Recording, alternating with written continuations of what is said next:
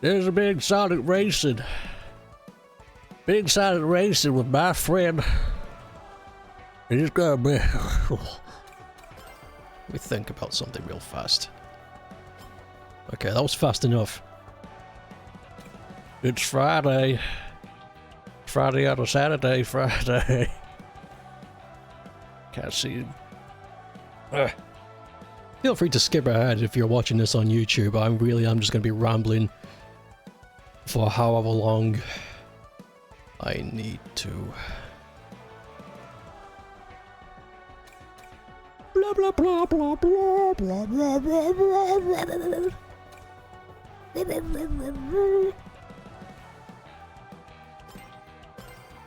Look at this feeble child. Plays with the blobule creatures. Pew.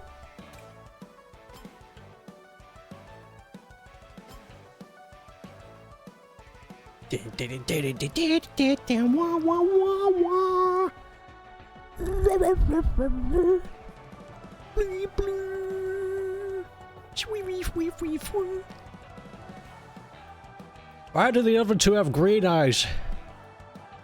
Sense of bias. Why? So the orange one has brown eyes, the yellow one has green eyes, and the red one has green. Why don't the yellow one have yellow eyes and the red one have red eyes? Keep inconsistency. I'm getting out of breath. I'm so fat. What's tugging? Oh, it's me.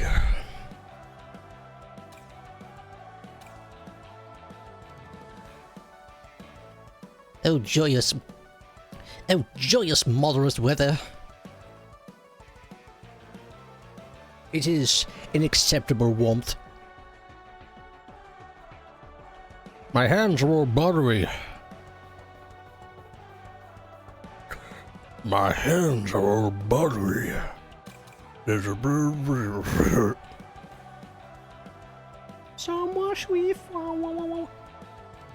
There's a big pigeon outside the window. It's looking outside the window at me, laying eggs and shit and bugged over, ruffling the nest and giving me sweet. Don't feel right. I think that heat wave fried something in my head.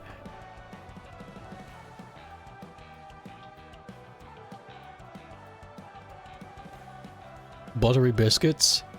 No. Skip. Hello. What? I unmuted myself and first thing I hear is no.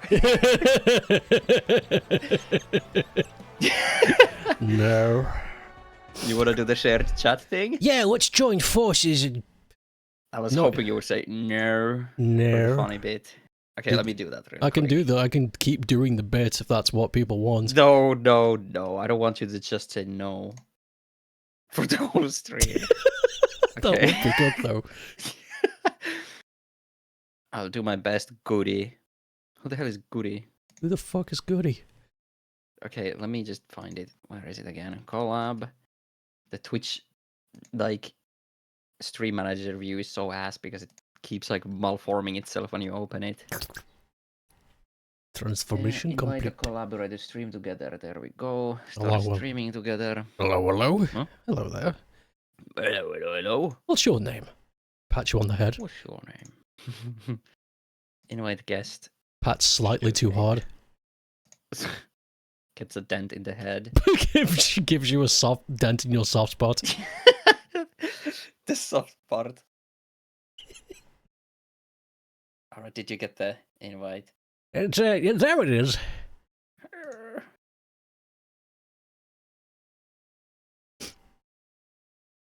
Your name is Greenest Bongo? Fuck is it? Liar. Start sharing chat, there we go. Oh! Okay, let's begin. I'm gonna start the game. Shh. Start the game. Wow. Hello, chatters. Oh yeah, I need to get my list of topics. I've been thinking of a few things we could talk about. It's only 3 sentences, I think, but it's still shit we could talk about. I also have some things in mind, like Yuji Naga's huge cock. Oh, you you found hear out about about that, did you? Oh, that's Yeah. fucking amazing.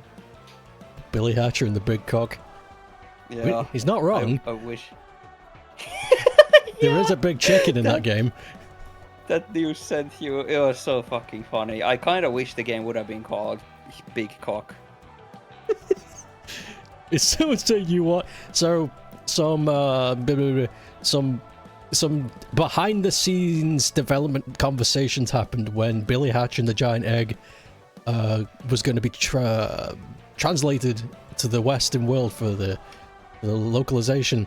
And Yuji Naka said he wanted it, his original thought wanted to be, just called it Big Cock. Just Big Chicken.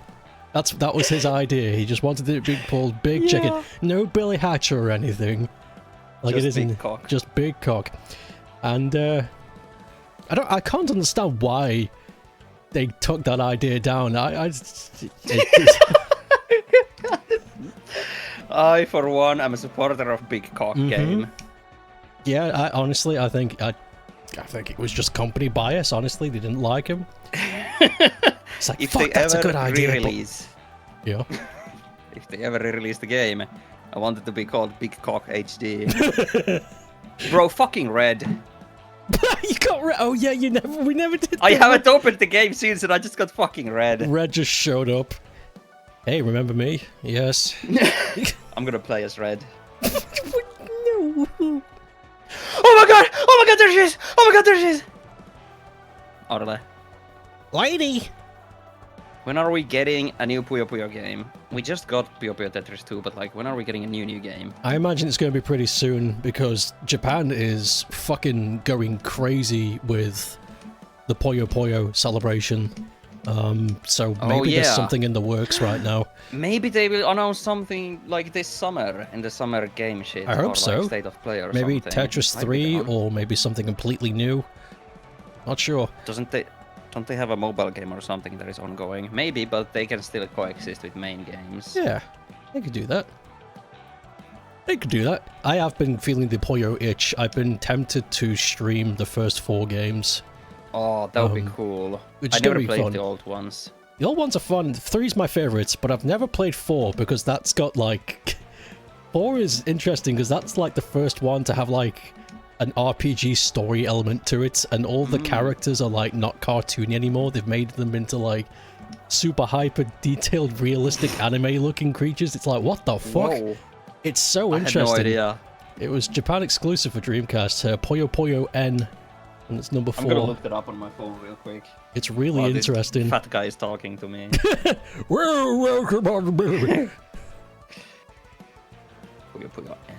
They need to make a new crossover Puyo Puyo Columns. I'd play that. Oh my god, yeah, they went for like a more Fire Emblem style. Yeah, it's Or like interesting. classic anime. Never played it. I'm pretty sure somebody must have done a translation of it already. So that's I think that would be the best bet, but still, Pretty cool. it's pretty cool. But I like 3 a lot. 3's fun. 3 has Hell yeah. 3 converging stories with 3 different characters. So it does like Sonic Adventure 2 style stuff. It's really fun. Alright, I'm gonna invite you. Oh my god! And stop capturing my cursor, I just realized I'm still capturing it. At least Amity gets a cameo. Amity. Amity, the Manatee. she's not a manatee. Did you get the invite? I think I did. I'm stupid though. You're gonna have to give me a moment. At least Amity gets a cameo. Oh, you read it already. I wish your brain could comprehend how to play Puyo Puyo. Puyo Puyo is definitely more difficult than Tetris, but once you get into it, it's really... There's there was a click to it. You start Tetris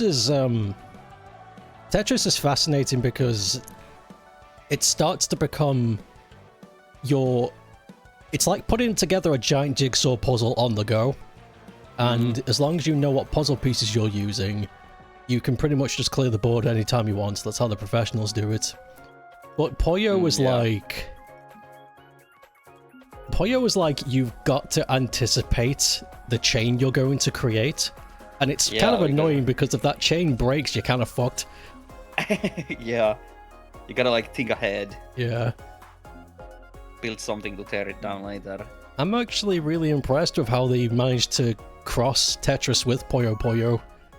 Oh yeah, those guys are so freaking good. It's kind of amazing, like how the hell did they streamline this? It's genius. I especially liked the mode where they would mix Puyo Puyos and Tetraminos, like they would drop at the same time. Yeah, that was yeah, so yeah. epic.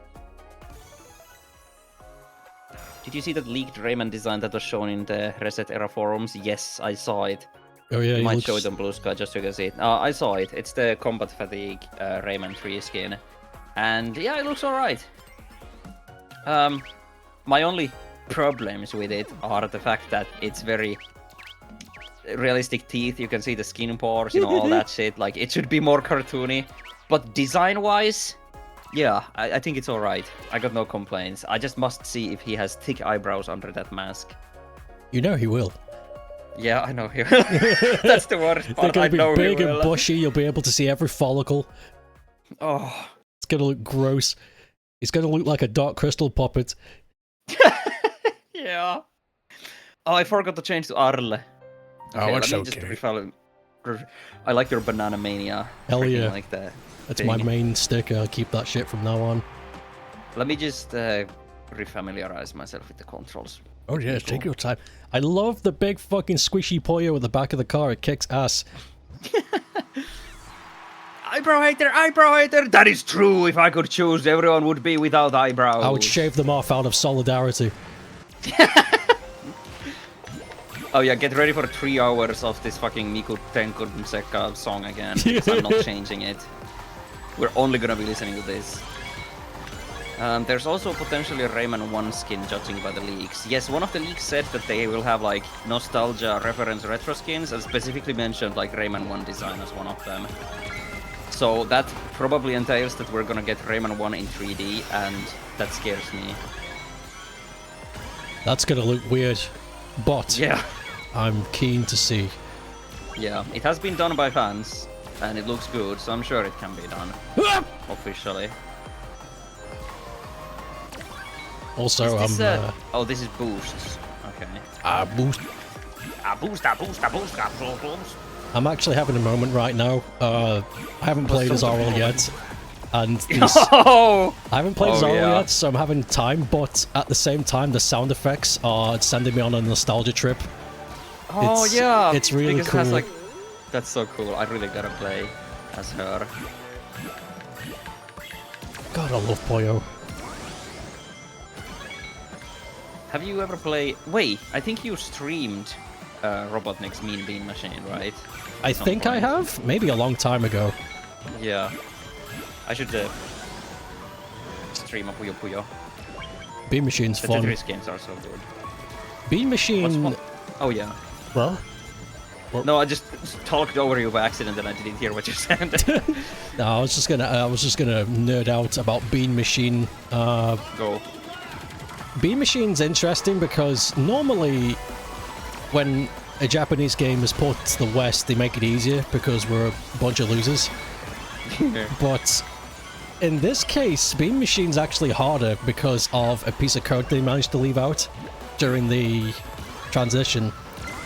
Oh. So it's funny. So if you want Puyo Puyo single player, classic Puyo Puyo single player, and you want it to be tough, play Bean Machine. Because for whatever reason they fucked it up.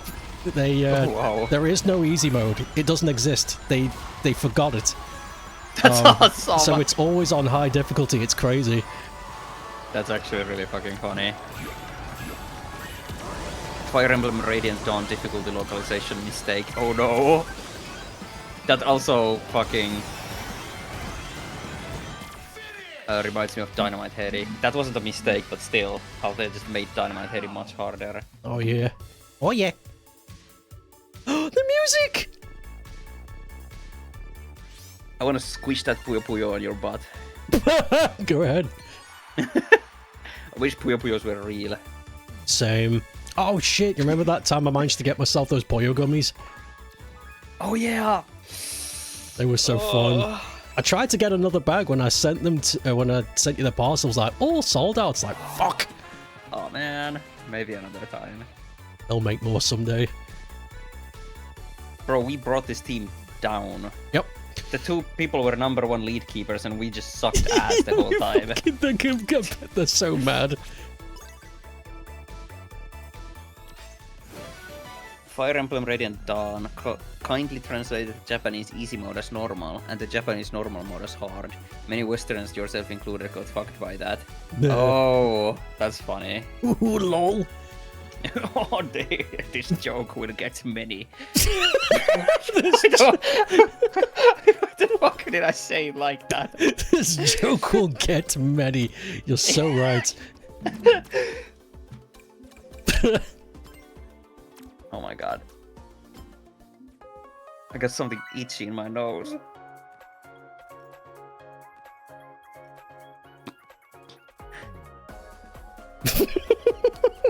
That's really tickled me. Fuck. You can take solace in that you are not me, because I am dreadful at this game. You did good.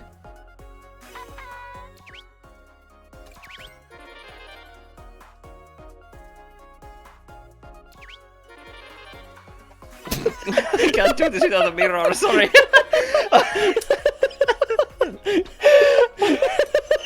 I just gotta put up with this for the rest of the stream. I was so happy that fucking went on for so long. It's like, this is great. I was trying so hard. Oh man. I completely missed what you even said. Fuck, I don't know. Let's bring up a topic. So yeah. I talked to you about this a little bit before we came online. Only a little bit though, but I'm curious to see what the chat thinks. If a baby was 6 foot tall, would it be stronger or weaker than a fully grown adult? I say stronger, because babies are dense. It could just like fall on you. It could. It would be heavy. Yeah. So, I don't mean like the baby is stretched, it doesn't look like human proportions. I mean like, it's like if you grabbed the scale tool and just like multiplied it until it's 6 foot tall. Yeah. I just want to get that clear. It's interesting. I think it would be stronger, but it would be also dangerously under-articulated, because it'd be like, if it grabbed your wrist and squeezed, I think you'd be fucked. But yeah, if it like tried to overpower you, you could just be like, well, no, because I can just shift you sideways and you don't know shit because you're a baby and you'll just fall over. Yeah, true. So I'm not really sure. Who would win? 500 gorillas or 500 gorillas? Oh. How many are there of the 500 gorillas? 500. There's 500? And what about the other 500? How many of those? 500. Oh, fuck.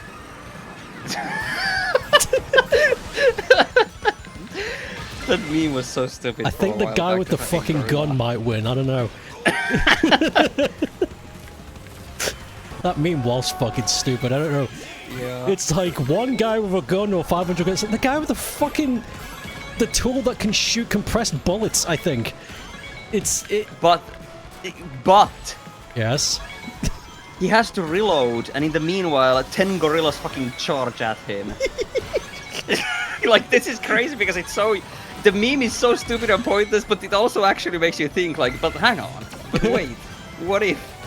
So are we, Oh no, I don't want to bring this up. I fucking... It's just stupid dead-ass meme. Wait, hold on, we got an actual baby knowledge. Weaker because muscle strength develops properly much later in life. I don't think the baby muscles would be able to support the increase of mass. This is true. That's a good point. It might just be like whales. It would just be on the floor, just not moving. Blobfish baby. It's just like, yeah. It's like, oh my god. We need to shrink this baby back down.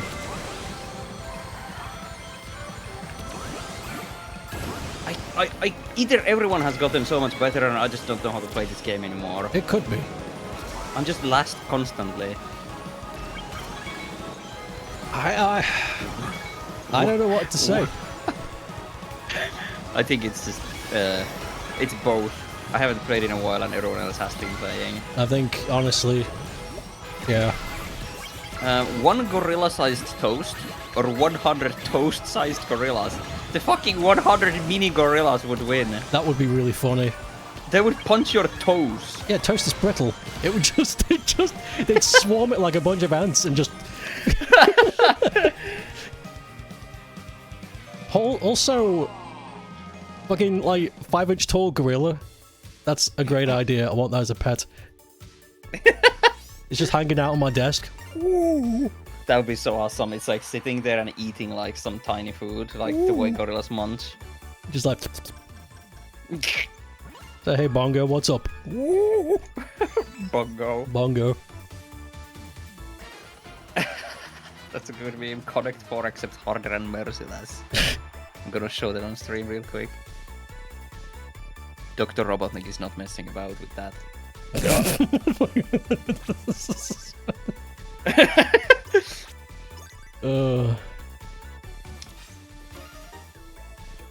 I think Dr. Robotnik, Eggman, is the kind of guy that would make a pseudo-fake version of a game that already exists, but then claims he's the inventor of it. Pseudo-fake. Yeah, it's like, I've just made Kinect 5! This is just Kinect 4, but worse. No! Fine. I don't know.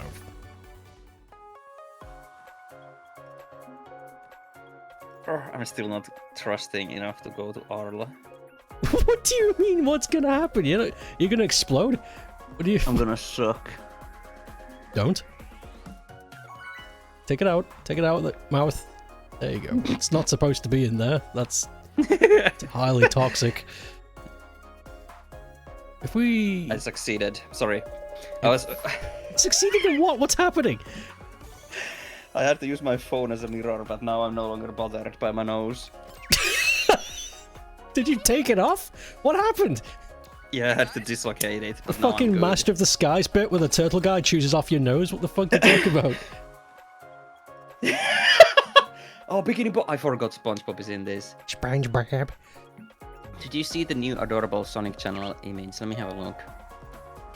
Oh yeah, fucking Eggman and Sage at the store, and Sage is trying to buy vegetables, and Eggman tries to buy fucking pizza and cola and chips, and Sage is like, "You can't do that, father." That's really good. Also, I love that. Also, the fucking sentence, I'm linking the cute pic, it kind of fucking gave me a bit of a heart attack a little bit, because usually when people say, hey, I'm sending you this cute pic, it's never good. It's never fucking good. I think you just have bad friends. No, that's a bad joke. Dude, I just took this selfie. I'm gonna send you this cute pic. Oh, cool. Ah! Bro, look at this cute pic, and it's like gore. Yeah. I used to have a friend like that in uni. We're no longer friends, but not for those reasons. We just haven't been in contact since uni. But he would just show me startling images without warning. And I was not a fan of that. No, it's not fun. But it's funny. At the time, it really is like, well, you just fucked up my brain chemistry. That's it. Like, I'm screwed now. But looking back, it's like, it's kind of funny. Yeah. Yeah, indeed. Yo, look, I'm locking in. I'm actually third. Holy fuck, right? Holy shit. Leans Oh, this forward. fucking Minecraft card Arles ramming me. I think it's the new meme. Yeah, everyone's writing the Minecraft cards because it's easy to customize and look funny. It is the funny. If we go by actual Poyo rules, Robotnik would get a 4-chain, which would be pretty devastating. Thank you. You're right. You know what's my favorite kind of these like Tetris and Puyo Puyo games? What? Ooh. There is a optional mini game in Mario Party 10 for the Wii U, which is called like Crystal Drop, and you play it against another player. And you get like these lines of 3 balls, and they have physics, so once they like touch the bottom, the physics get unleashed and they like roll everywhere. And you still gotta connect 3 or 4, or was it 4? 4 crystals together, and they like pop out. It's like Puyo Puyo but with actual physics, and I haven't seen that anywhere else, and I always play that with my siblings during Christmas, and it's really fun. Oh, interesting. I don't know anything about this. I'll have to check it out. Yeah, I really wish that was a full game, because it's such a clever concept. Mario Party 10 of all games. There are so many like mini games or just like side content shit that happens in big budget games, and I'm just like, dude, just make a whole game out of this. Yeah. Easily. Just like, just make more of this level and slap it on, give it a price, people will buy it. I would. I think the only time I've ever seen that happen is in the Final Fantasy franchise. I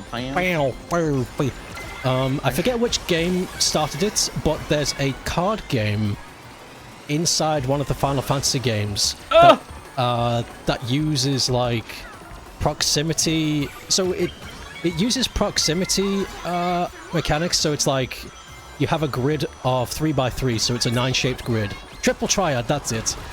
And each side has a number, and you have to like, I don't know, I guess like Sudoku your way to win. It's fascinating. I'm making it sound awful, but it is a fascinating game. It's like, this is genuinely like a tickle for the brain. And that game got so much more popular than the actual game itself that they just turned it into a game on its own. And I was like, good, you're listening. I think I've heard of this actually. Also, Pep has a crazy idea. Yeah? Steal the concept and make your own Puyo Puyo like dropper with a cast of colorful characters and a story. Right. And I was like, but then I remembered I played fucking the Tetris game with Mickey Mouse for the SNES, and it was a full-on game, but still incredibly short.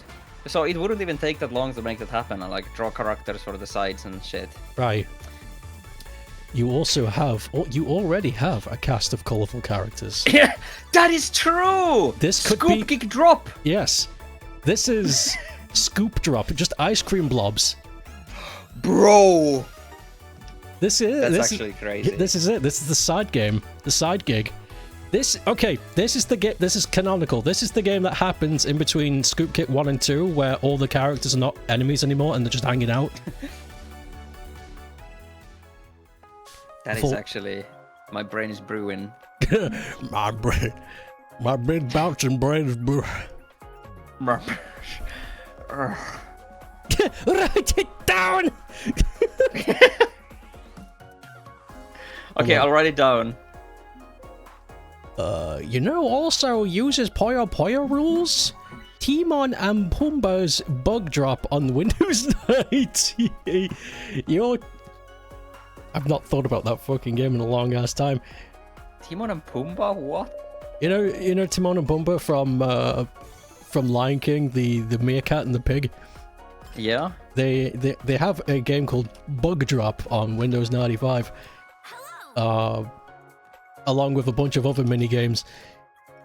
It's all right, but it you know what? Never mind. I'll just leave it. Sorry, I'm writing down the idea, so you're left I was and right listening, brain. but my reactions weren't up to bar. So your left and right brain are working overtime right now. I see. Mario Party Crystal Dropper, short like Mickey Mouse Tetris, cool custom characters. There we go. You're playing as the fucking bird for? Yeah. Fucking yeah.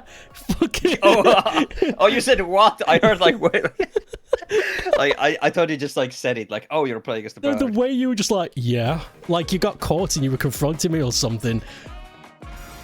Also, what the fuck is that? It had a. Oh no, sorry, I was confused. It was AI viewers at streamboo.com. Holy shit! Somebody called Yakuza. Yeah, that was really funny. I saw their because they were from your chat. I saw the icon in front of their name. Yeah. For a moment, I thought they had a sub for you, and I was like, hang on. Yeah, that's what got me as well. And I saw my face. I was like, that wasn't me. I didn't write that. Then I realized. Oh, I'm so Your happy. red is kind of rocking. Please, no. I'm gonna main red Angry Bird now. Why?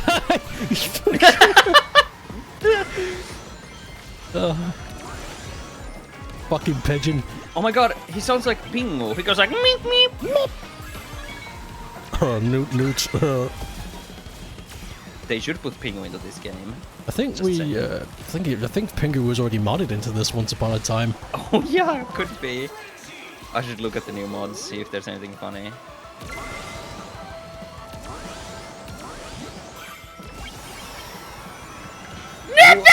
Okay, I can't play as red anymore. Why not? He keeps doing and I don't know what he says, but it's ear piercing. It's some kind of slur, I'm not sure, something evil. It's a slur for the green pigs from the game, I bet. What does he say? He just screams. He's just a screaming lad. Final! You were willing to accept Minecraft as SpongeBob, but fucking Angry Birds somehow sent you reeling with where it was announced. Yeah, same. I don't know why. I wasn't even willing to accept Minecraft or SpongeBob personally, because it's just collab slop. I would have much rather had Sega characters only, but thanks to Fortnite, every game has to collab with everything now. Yep.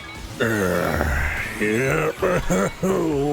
Funnily enough, if you ask me, Angry Birds makes the most sense out of all of these collabs, because Sega owns the property as well. It does make sense, it still pisses me off though. Yeah. Penguin Sonic Rumble. Yeah, speaking of collabs, Sonic Rumble, Care Bears, Smurfs, Popeye, yeah, dude. and no Hatsune Miku! Fucking Popeye's gonna eat spinach all over Sonic's chest, it's gonna be great. The fucking Smiling Friends bit when they're at the cabin. Hey, we won. Oh my god. Oh shit, we did. It was But you what is being this red. penis music? It's the fucking Angry Birds penis music. I never played Angry Birds. I have a personal vendetta against Angry Birds because I'm Finnish. So I saw the huge like, oh my god, Angry Birds this, Angry Birds that, Finland's new biggest fucking thing ever, and I was like, no. No, it's not. Stop. Take out Patrick Star and replace it with Rystar. No, we can't. We have to keep Patrick Star in because you can make the pirate shit green and he can ride around going leedle leedle. You have to keep that. Oh. Replace someone We know else. too much. We know too much about the people associated with Angry Birds and how the brand was plastered everywhere. Yeah, there was that fucking human trafficker. I'm talking about it on stream before. Yes. Tell us again, though. One of the Rovio people, was it one of the people who like established the company? I don't recall. Mr. Pinkers. One of them had a very sus human trafficking company where they bring over people from like Asia to Finland to promise them like student shit, but then it's not student shit. You know, the classic scam thing. Oh yes. Yeah. And he was also in the Finnish Amazing Race as one of the contestants, and we hated him. He was so fucking annoying. That's annoying. Why was he in, That's the fucking worst part about this. Human trafficking, no. He was in the fucking Amazing Race and I hated him. He was in the Amazing Race and that fucking sucks. Fucking hell, that's horrible. Yeah. Yeah, our government's doing a lot of that lately. Mm-hmm. The whole human trafficking thing. It's not good. But enough of that. I've got a question for you. Thankfully, the trafficking company did go bust. Look, full Arle team. Yeah, we're the Arles. We got Sonic King on our side. We can't lose. We're gonna win. We will. So I got a question for you. You and me. We're gonna win. This is it. We're gonna fucking win. If you had skin like a lizard, how much easier do you think it would be to get what you want? To get what I want. Mm-hmm. You mean I like go into a store and I'm like, give me this thing, or I'm yeah, gonna because show you my look like a skin." fucking lizard. Who's gonna argue with you? You missed out on an insane pun I just dropped. I'm sorry. No, sorry, I'm just too full of myself. I have to point it out. I said, give me this thing, or I'm gonna show you my skin, and it rhymed. Okay, that was the pun. But yes, I think I would get shot. That's not what I asked. I didn't say, I didn't say would you die if you had skin.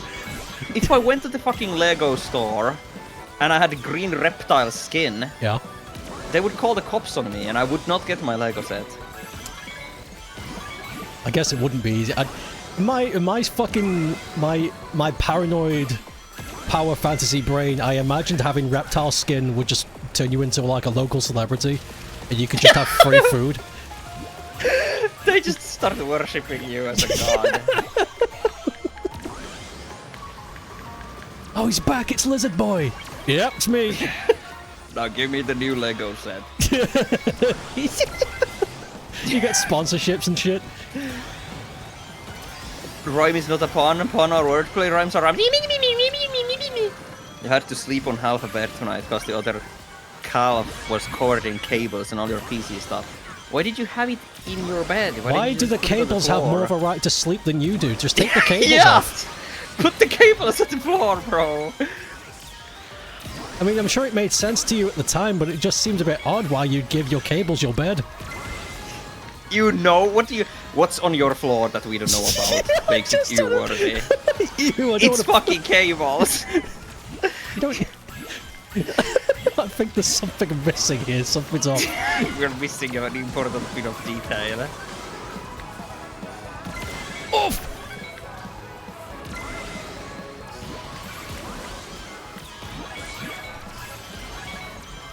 We actually are winning. Wait, no, we're not. No, we're not. Shit, man. Fucking boning. You don't want them on your toenail-covered floor. Okay. There is a very simple answer to this. Fucking vacuum your floor. Like normal people. No, was your floor just like this layer of just debris from years? That's cool if so, though. We could get like an archaeologist involved and see what's down there. Oh my god. Toenail-covered floor. Oh, okay. Removed all the cables so you can vacuum. Right. Okay, this is starting to sound less psychotic. Yes. You came third. What? We actually won. I think Arle might be your character. Holy shit. I also like the music. I know.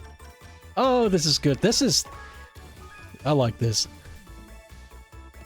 So out of these three, who's your favorite Puyo Puyo protagonist? The apple, the yellow, or Arle? It's got to be Arle. Yeah. She's my OG. So she's been through it all. I do like the other two though. It's not a case of I think the other two are bad. I think they're all cool. I like Amity. I think she was a really good like reboot protagonist to have. And I kind of like Ringo. She's got the sass. Yeah. I like them all. I really would want to experience the original story because Arle has this like fantasy armor thing going on. Like she's not a schoolgirl like Apple is. So I want to know what that is all about. The original Puyo is very much fantasy. It's like steeped in. There's like there's creatures running around and shit. There's like a fish man that's got a fucking attitude problem. It's good stuff. Also, Arle wasn't originally a Puyo character. She began in something else. I forget what. A Japanese-only RPG. Some kind of dungeon crawler. And then also made by the same people, by Compile. And then Compile! That's their name. Okay. Yeah, go on. They changed it quickly. So they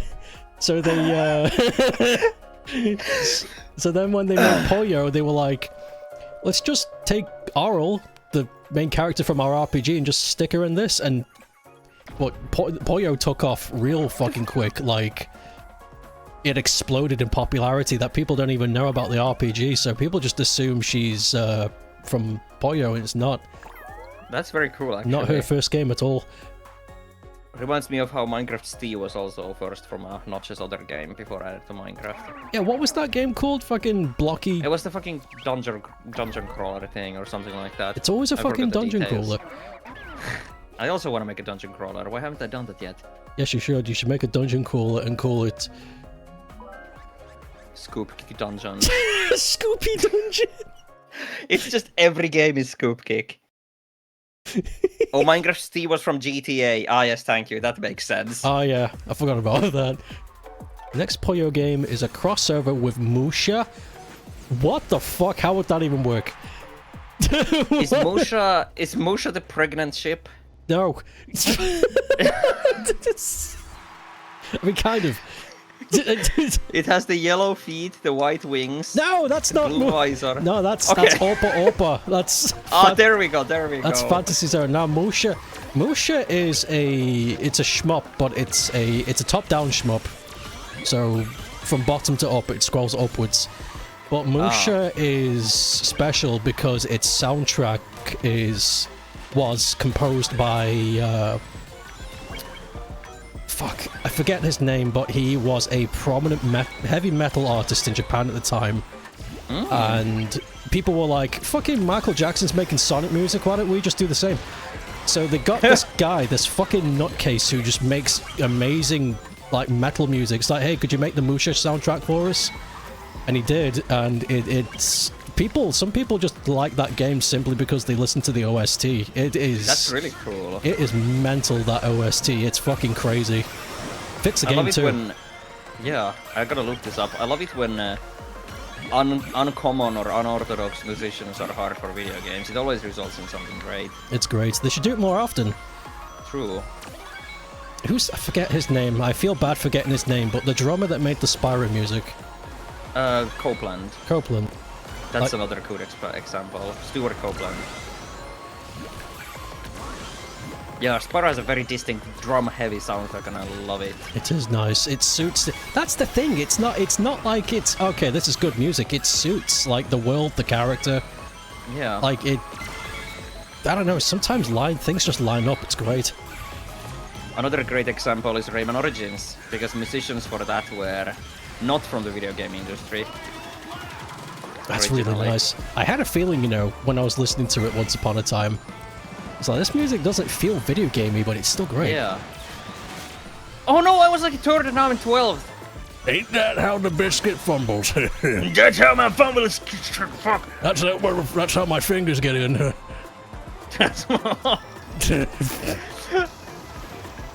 Stuart Copeland, yes. Everything I've seen about Stuart Copeland, he seems like just a very cool and genuine guy. I like that. He's just like... I remember... Yeah, go ahead. That's not... Honest... that's... Okay, I fucked up there. The joke was... I was going to say he's just like... And then not talk. But then you stopped me. You were like, oh yeah, go ahead. It's like, shit. Yeah, I've watched plenty of Spyro documentaries over the years and making-offs, and they always talk about Copeland in a funny way. He was a dad. I mean, he's a dad, and he's just like, not as in he's a father, but he has like a dad personality. Mm-hmm. And I remember some stories about how they gave him early builds of Spyro to play at home, and that's just really funny. That's nice. I like that. I know what you mean by they've got like father energy. Yeah.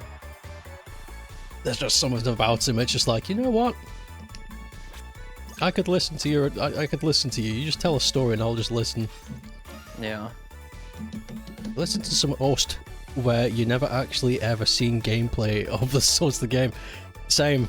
I have some games of that as well. Is there any that you know off the top of your head? Shadow of the Beast, one of my favorite soundtracks, but I never actually played the Amiga game. Shadow of the East is interesting. No, Shadow of the Beast. No, I know. Okay, I was just making sure. I'm just being a stupid asshole. Do you have some games like that? Yes, I do. I think nearly all of the Weiss games, the RPG games. Oh yeah, I've played the first one, which I enjoyed. I liked it, but RPGs they've got to hit me immediately, or I'm just not interested. And was like that, but I really enjoy the soundtrack of 1, 2, 3, specifically from. So when those games were made, they got a report remaster to the PC Engine at the time, the TurboGrafx as it's called. And that machine uses actual CD audio. So the first 3 games got remixed their OST into CD audio soundtrack, and it's so fucking good. It's very, very synth heavy 80s, like, I don't know how to call it. I like it. I like it a lot. I gotta listen to it because I've heard a couple of Us remixes and I've always liked them. I like Us. I think my two favorites are from Us 3 is Be Careful and I think. Wait, I have one of the Us games. Yeah. I just fucking have it. Actual full-on cardboard box Japanese Famicom release. I forgot if it's Us 1 or 2, but I have it. Oh my god. And I've been trying to sell it, but no one wants to buy it in Finland, so now I just own it. That's fucking cool to have that though. That's really cool. Yeah. It came with a Famicom release of Lemmings when I were purchasing more Lemmings games for my collection. And it's in great condition, and yeah, I just have it, so I think I'm just gonna keep it as like a little cool memento, because it goes for a lot of money online, but I tried to sell it and no one wanted to buy it. I even underballed a lot, but yeah, so I'm just gonna keep it now. Nice. Also, I just saw in chat, somebody mentioned Les Claypool from Primus. So there's a game on the Wii called Mushroom Men, The Spore Wars.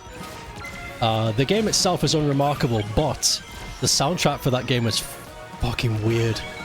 Very, very weird. It's very, like, dreamlike, very fucking... I don't know, it makes me nervous listening to it. It really does. But, yeah, Mushroom Man for the Wii. Listen to that soundtrack. It'll make you see a new color, I think. I'll try to remember. Also, Trent Reznor doing the Quake soundtrack was mentioned. Oh yeah, Trent. Quake has a really good soundtrack. I like Quonk. It is very, like, anxiety-inducing, but that's why I like it. I don't actually like Quake the game itself that much, because it's just grey. Yeah, I prefer Doom for its cores. Oh yeah. Quake is also... It plays differently. Doom is... Yeah. You fucking kick down the door and kill the shit out of everything.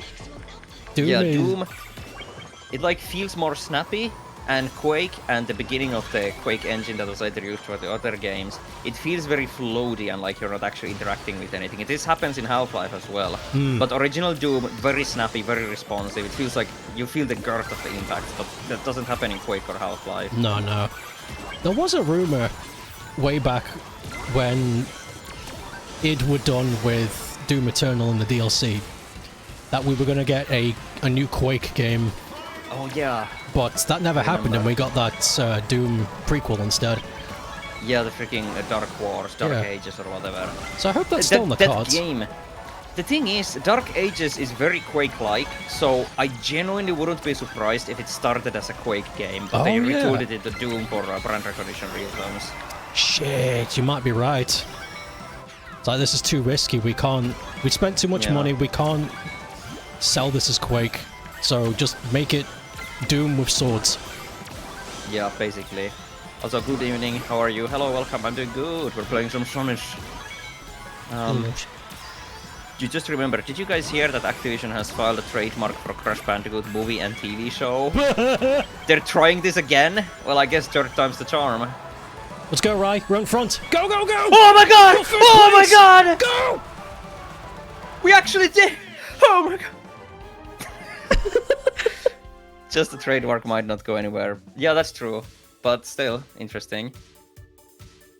We just want another Wolfenstein. Dude, all of our team we dominated! Oh my god. Oh my god. Victory's ours. I hope they make Crash talk again. That was awful, so I want it again. Hello, Spyro. This is me, Crash Bandicoot. Hello, Crash. What do you do? This is the male penis and testicle. It did. Really?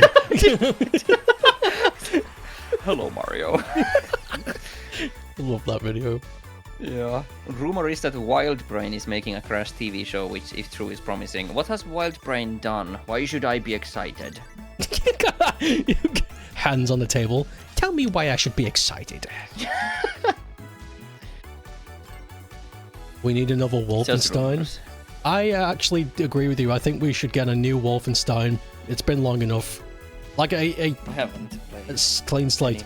Wolfenstein's alright. It's like Doom, but with people and, you know, weird mutated monsters and people, because it's about the occult. So I don't know what the original plot was, but late down the line, they turned Wolfenstein into, you are a guy who's going after the occult side of what the Nazis were doing, and then they just went, they went wild with that. So it's like, they're opening portals, there's fucking creatures coming out, there are people who are mashed with machines, it's like, so you're the guy that goes and stops them, kind of thing. And it's imaginative, but I think they should try again, because the last one, although it was fine, it was lacking the I don't know, the charm, I suppose. Yeah. They need to bring it back and try again. True. Kinda reminds me of... I mean, oh my god, this is one of my most... Like, I always bring this up when we're talking about Doom. Yeah. But, like, Doom Eternal and Doom 2016 are still fucking amazing games. But I didn't like the direction of the story and the world building. Because it's leaning towards generic, like... well, not like high fantasy, but like fantasy stuff. And I would have preferred if they leaned specifically towards the Christian depictions of hell and heaven, like they did back in the old Doom days. Yes, yeah. No fucking con maker, none of that shit. Just give me fucking God. Give me Christian God I can kill. That would be awesome. I agree with you there, because what they tried to do is like, they tried to make it make sense. It's like, oh no, yeah, these things were... They were aliens, and they came down and implanted these thoughts into our minds. It's like, cool, but it kind of fucks with everything. So these guys aren't demons, they're aliens. Somehow less cool. It is really, it is less cool. And my conspiracy is that they didn't want to use Christian iconography too much because they didn't want to piss off Christians. But you're killing demons. Yeah! They're the bad guys. And back in the day, when Doom released, they used a lot of Christian iconography in the original Doom. I don't see what the problem is. You're killing demons. They want... If demons are, like, anti-human in every aspect, what's wrong with killing demons? Yeah. I don't get it. Fucking... But it's just a theory. Say the line. And then, I haven't even played Dark Ages, but that one leans like crazy too much to the weird fucking fantasy shit that I don't care about.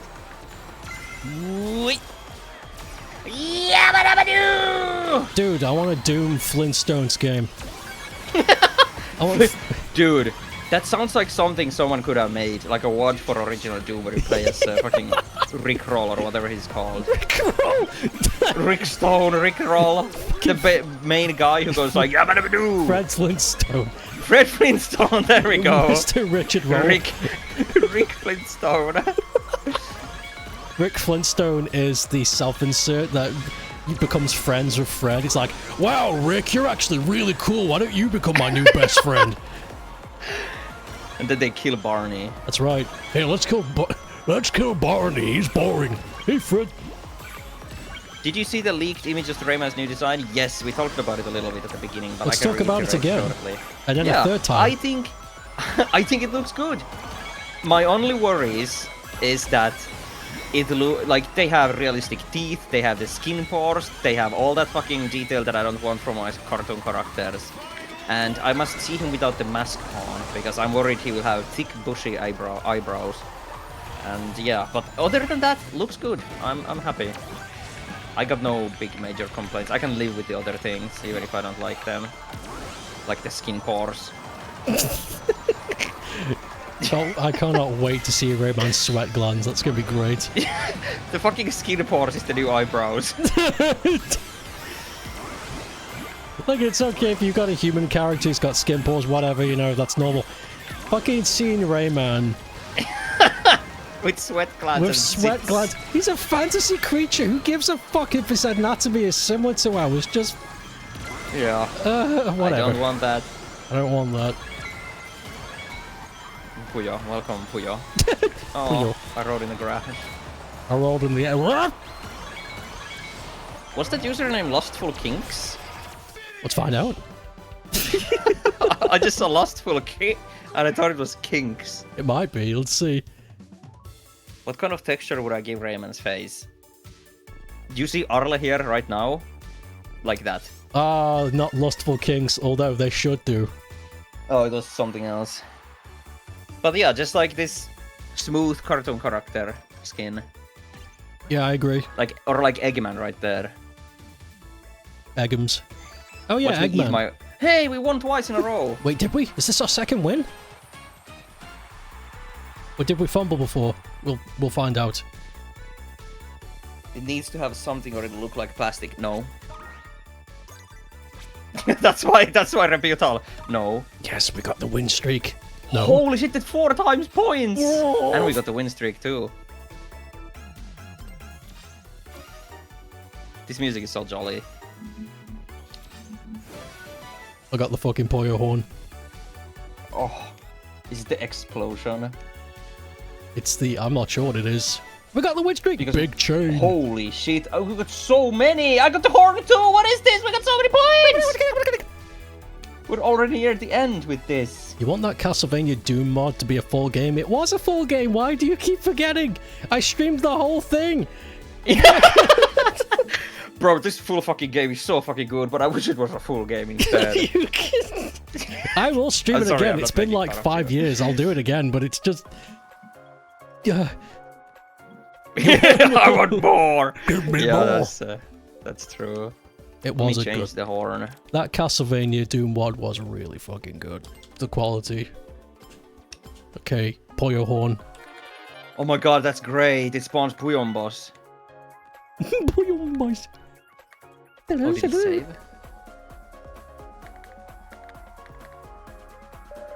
You get me, you don't want much texturing, but Sonic games recently seem to have given the skins of characters a soft, non-detailed texture. Oh look, I can like spam this faster than the Miku one, but it probably doesn't spam for you. Oh! Oh my god! If I'm using Turbo, there's just like constant Puyo Puyos on the screen, they're filling! This is great. I just got a thumbs up for that. Awesome. That's TNT. That's TNT. How fast does it look for your side? You do it like every 5 seconds, but I just did it for myself, and I can imagine what it looks like with you on Turbo. Just the screen is just... Oh. Hey, right. Finally back from hairdresser. Yeah. What if I snipped you? Snipped me? I already snipped myself at the start of the stream. Really? Don't you remember? That's why I was preoccupied and I needed a mirror. Oh, okay. No, yeah, that's a good idea. Because it's pretty scary because I don't know what snipping means. Well, it's a good idea because it makes you less aggressive. You're less likely to pee on cushions and shit. Oh no! You mean like fucking what's it called? Like is it neutering? Yeah. Like, you were so calm about it. It's like, yeah, I did it before the stream. Yeah, that's why I needed a mirror. Off my balls. I got off my balls at the start of the stream. Yeah. No more jerking off. No more jerking off for me. I'm all pissing on cushions. I'm over that shit now. Oh my god. Also, thank you for the two tier. My god, 2 tier. God damn. I got a 2 tier up on this, Izzy. Thank you very much. Damn. God damn, 2 tier. Tier. The stream buffer that's reacted in horror. Basic timing. 2 tier, 69 months. Okay, well. Hey. You can enjoy that. Nice. Imagine doing that for the bit. Subscribing to someone for 69 months just for the bit. And then they never come back. Just leaves, vanishes. Well, that's online. it for me. Goodbye. I can't top this. I can't top this. I love that. 69 is the best I can get. That's the best joke. Oh. I rode through the flames. Through the fire and the flames, yeah. Speaking of leaks, excuse me. Apparently, the same person who leaked these like Legends assets also leaked the trailer for the next Assassin's Creed, and it was online for briefly, but then it got taken down. I think it's Assassin's Creed Black Flag. Does that exist already? I think it's a remake or a re-release. Oh, okay, that makes sense. Well, Black Flag was a really successful one of the games. So, we talked about this briefly before the stream, but it's very obvious that Ubisoft is doing a lot of these like safe bets currently, and they're hoping to make a big return with them. Rayman Legends remake, Rayman 30th Anniversary Edition, Assassin's Creed remake. These are all like safe things to do. Nothing new, nothing crazy. And they're just hoping to bounce back. Oh, they won't. Yeah, they won't. I think they'll make enough to survive, but they're never gonna come back. They're fucked forever now. People won't forget. Yeah. Oh my god, I came first! Nice! What the That sounded like a completely different person. That did Who not the sound fuck was like that? you. Who Nice! the fuck was that? Scary. I hate it when that happens. Suddenly you just change. Someone else came out. The fuck? That Oh, scared me. Someone else came out. It was the fucking goblin who lives in my throat pouch. They wanted to contribute to the conversation. We're like, nice! Nice! Oh! People won't forget, you say, as you see people forget the sins of AAA companies constantly. That's not true. That is true to gamers, but I think it's like the vocal big part who, you know, are like that, but I'm sure people, like sensible people exist who won't forget. I say as I buy every new Rayman game. Yeah, that's not true. Because I stay loyal to the big blue one. I need my Rayman! I need my Sega shit. I need... People will be buying the new Assassin's Creed anyway. Yeah, they will. Yeah, that's true. I don't It's know hard what to they're talk gonna about this. It's hard to talk about this being so two-faced as I am, because I am against these corporations, yet I contribute to them. Wait, it's the fucking meme. So you hate society, yet you contribute to it. I'm curious. Yeah. Yeah. You're in no position to moralize. You play a gacha game and you play neither games. Yeah, we should all just... We should all just take off our clothes, walk into the forest, and die of frostbite. and die of frostbite. Let's go, guys. Sounds like a plan. You feel called out because you pre-ordered a Black Flag. No, don't worry about it. It's fine. Genuinely. I just wish... actually, I don't know what it is I wish. I kind of just... I don't get why at any point these companies just go, let's just piss everyone off for like 10 years. It's like, you know the thing where it's always like, okay, what's a good example? It's like fucking your carbon footprint, for example. Like these big corporations try to make the individual person feel bad over leaving lights on in their room when they go out. When in reality, the biggest harm is caused by these giant corporations and their factories. Oh, yeah. It's not our problem. It's not our individuals' problems. It's the big corporations' problems. Oh, absolutely. That being said, though, there is power in boycotting stuff. Boycotting is good, but also, it is not really like our problem. No. You know. So it's fine to buy Assassin's Creed Black Flag. Yeah, it's it what is. I'm trying to say. It is. That's the thing. It's the... People like to believe that as long... if you are aware of the murder, then apparently it is your job to bring that man to justice. And it's like, no, it isn't. Yeah. I can be aware of as many murders as I want, but I'm not the police. Yeah. It's not my job to fix shit. It's just the classic where the big guys with the money are trying to put the small poor guys against each other so they can just get out of the hook. Oh yeah. It's not my fault. Hey, didn't Jeremy eat your sandwich earlier? What? And then there's a big fight.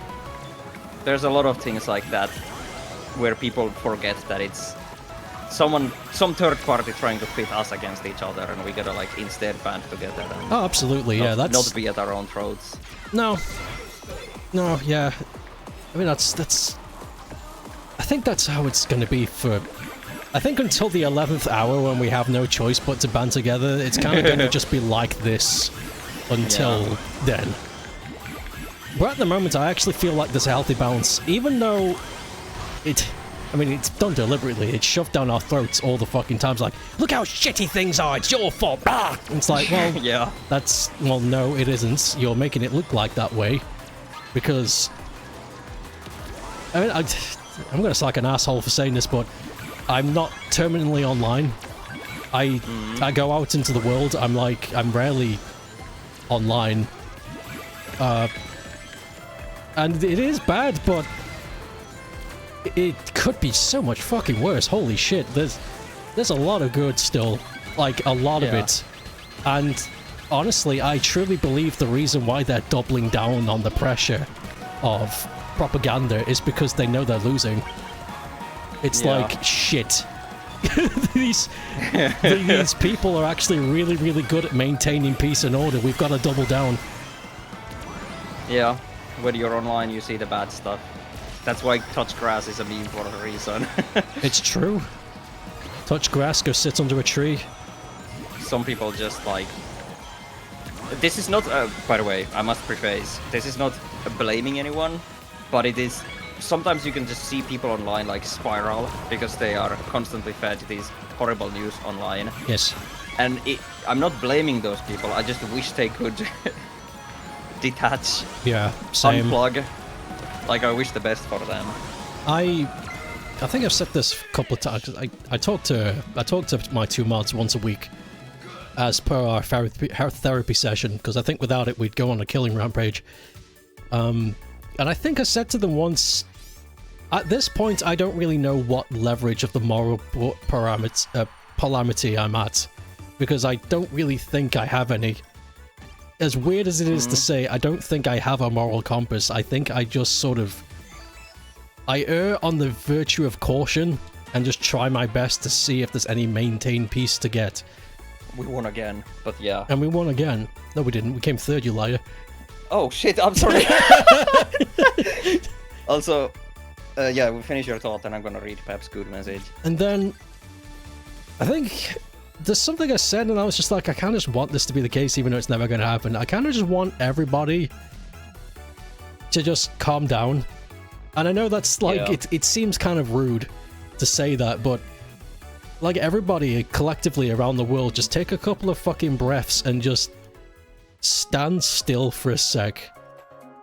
Because if you're always going, if your mind's always racing, if you're always going, you're always chasing the next car, you know, it's like, you're fucking gonna run yourself ragged. You're gonna go insane. You need to be still for some time. Everybody needs to fucking relax. Yeah, I am taking conscious steps myself to like be more like that, because like, okay, here's an example. Rayman News. I feel like it is a very easy opportunity to be like, oh my god, this sucks, and like nitpick every fucking detail on Rayman's design or something like that. But I'm trying to be more like, just doesn't matter, you know? Yeah. You know, it doesn't fucking matter. Of course, when I streamed the 30th anniversary version, I got really upset over the kazoo music, but that's granted. But like in general, like I'm trying to like, instead of instantly jumping in on the bandwagon and shit, I'm gonna try to be like more, you know, Goku and be like, I don't care. Yeah, honestly, if we're all more like Goku, shit would be solved overnight. But I want to read Pep's message. Okay.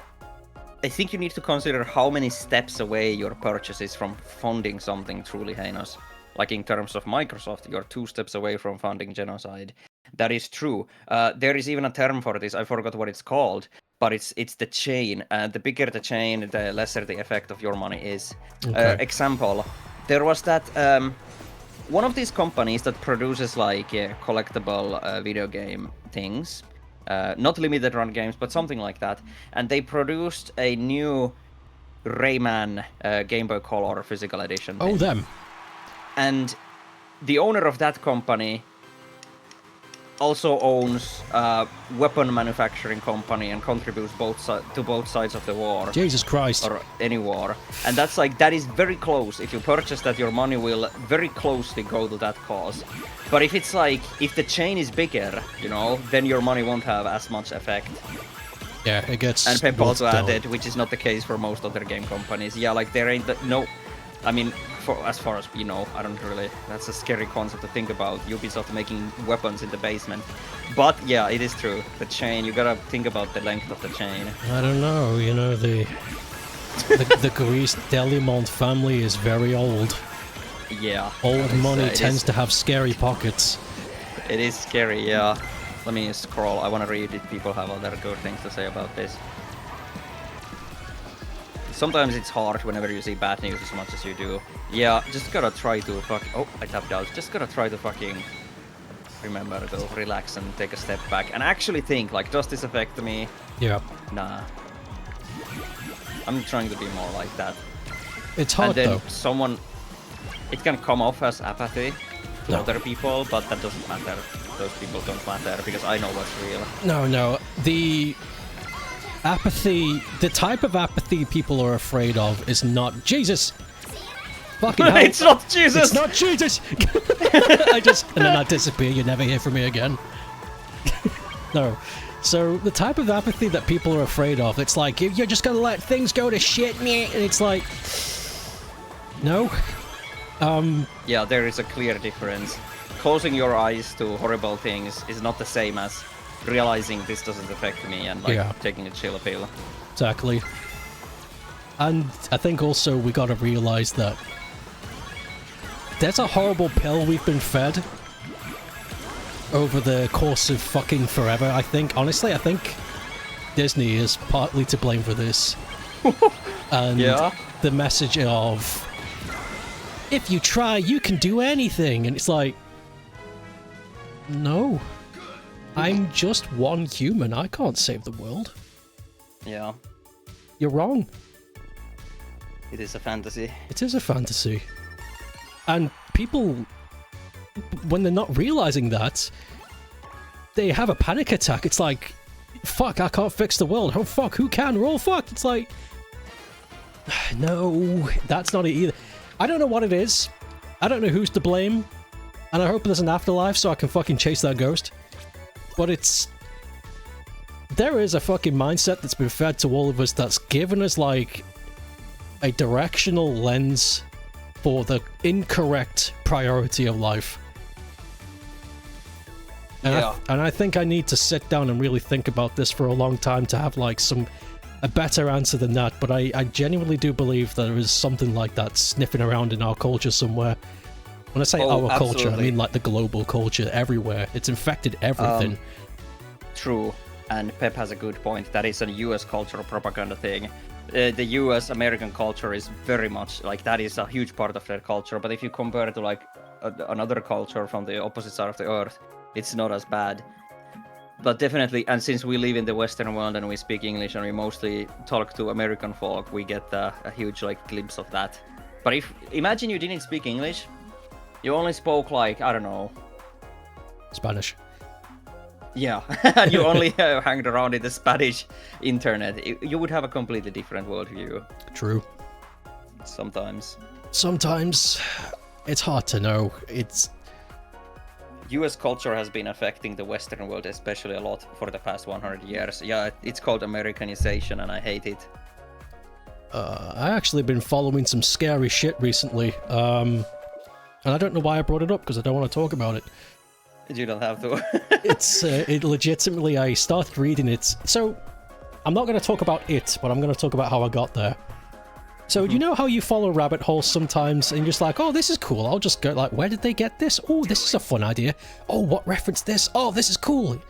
But instead of going down a plot point of me finding cool shit, I discovered a disturbing chain of, I don't know how to put it, too good to be true coincidences. And then I started following it, and then I kind of like, I think it was a couple of weekends ago, like I kind of came to a soft realization, not a full one, because the evidence isn't there. Like, I cannot condemn anybody for it. But the implication of what I saw was very fucking like, oh my god. How do I put it? Scary. Very disturbing. Very, very disturbing, if it's true. And the thing is, if I just tell you what it is, like, oh, blah, blah, blah, like, fucking, it's like the Charlie things, like, worms around the planet, you know, it comes out the bush. Yeah. That's what it'd be like if I just said that. If I just said what I saw, I would have to fucking orchestrate a 4-hour-long presentation to tell you. That leads to that. Yeah, exactly, because if I just give you the conclusion, you're gonna call me insane. No, yeah, I get it.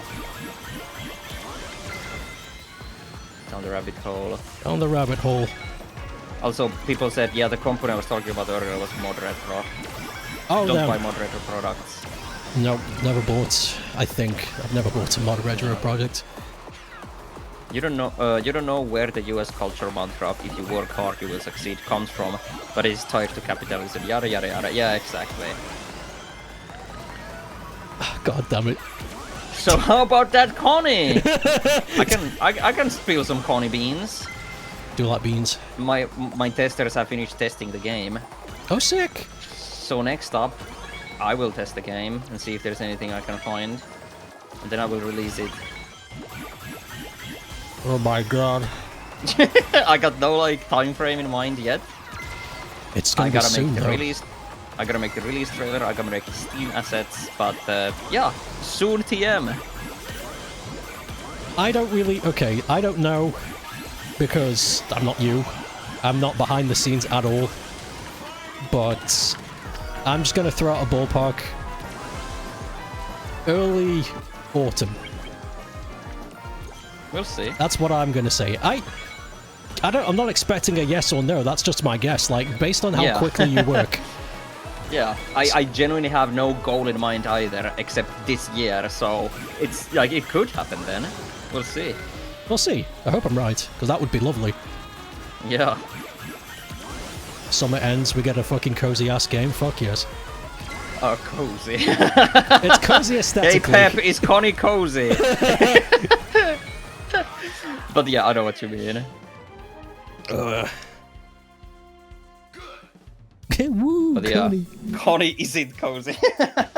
It's gonna be fun. I can't wait to work on new games too. Yes, I bet it's gonna be a special type of liberating when you're done with Connie and it's out, and you know, the patches are done, and you can just be like, "Fuck, I can do anything now." Me after the hardest platforming challenge of my life. Oh, she's so cozy. That's gonna be the stream. That's gonna be the stream title. Streaming this cozy ass game. Come watch. But yeah, it is exciting. Have you ever? Also on the top. Oh yeah, go ahead. Ask first. Have you? So yeah, I had a question, and now I'm like, that's not really a question. What am I trying to say? Ask away. I'm trying. The words. If it's a question, but it's in statement form. Kind of. I'm sure we can work it out. Oh my god, that frightened me. So, have you ever, during your development cycle, had the unconscious doom effect where your brain, for whatever reason, even though you know it's completely irrational, has gone, "This is shit, we should bury it"? Yes. What the fuck is that? Self-doubt? Imposter syndrome? I really don't know. It's fucking weird. It's happened to me a few times. I've been sitting there, and it's almost convinced me a couple of times, like, yeah, I should delete this. And I'm like, whoa, fucking, what the hell is that? Like I'm being possessed by something. Yeah. It's fucking terrifying.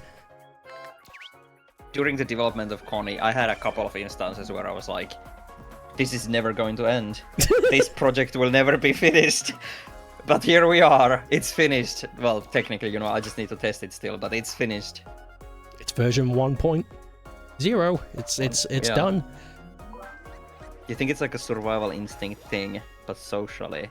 It's interesting because it kind of feels like what's the word I'm looking for? It's kind of a similar feeling to like a panic attack where you're like, I must get out of here if there's like too many people, you know, I must get out, I get some breath air. It's like I must escape this project kind of feeling. Maybe that's it. It's an interesting feeling. Roy always finishes his business.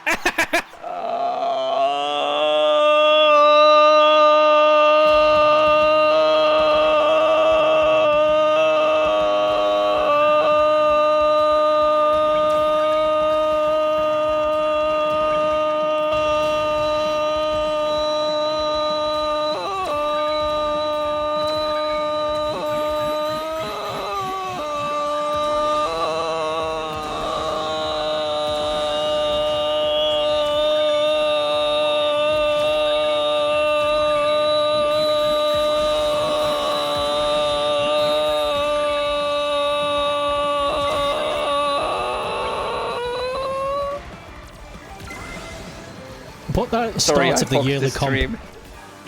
Sorry, that felt very selfish. It sounded good to me. I bet that fucking released a lot of serotonin into your system doing that. Holy shit. Oh my god, it did. 3 Yes. years of pent-up anger came out in once. It sounded like Grimace when he got put in the kettle. Yeah! Oh shit! Oh. Oh. You never start projects so you don't have to contend with that feeling of dread. You start 50 projects and you never finish and either slowly work on and off or abandon after a while. Ain't nothing. People always be memeing about that, but like, here I am, like, I don't want to stroke my own cock, but like, I actually fucking finished what I started. I'm trying. It feels like it's a rare thing these days. No, it is. It's it is a rare thing. It takes a lot of energy and focus to get to that point. And also the whole thing about starting projects and not following them through. I've got so many. I've got so, I guess you could call them dev bibles. I've got so many dev bibles of projects that I've ever wanted to make, but they haven't even gotten off the ground. Like, not even any concept art for them. It's just words. And I've only got 2 question mark projects that are seeing any kind of physical form. So honestly, it really doesn't matter if you've got something ready or not, because it's just... Yeah. Exactly. And I'm not saying one should finish everything, like every prototype and shit they started, but like, you know, there's a balance. There is a balance. There is a balance. And Also, yes? like for example, I also have I have a huge plethora of game ideas I want to make next, but I'm not considering all of them, like, it's not like a checklist, like I must make all of these happen, it's just like an idea book. Yes, idea book. Idea book. We won again! No, we didn't! That's a 3! Shit. Stop doing that. We won! No, my god. Ugh. Have you ever like, let's see. Have you ever like done something involuntarily that's caused like a strange bodily reaction in your life? Like something. Excuse me? Like, let's see. Like jerking off? Is that involuntarily? I don't think your hand just Oh, yeah, true! Wait, hang on. That's fucking some phantom shit going on. It's like, right, you're doing it again. Stop. Oh my god. Your hand just... No, I mean, like, so an example is, I know that some people, when they sneeze, they get like some fucking weird reactions. They either sneeze way too hard and their voice just becomes like for like a time. It's like, what the fuck happens? Like, I don't know. Oh, I don't know. I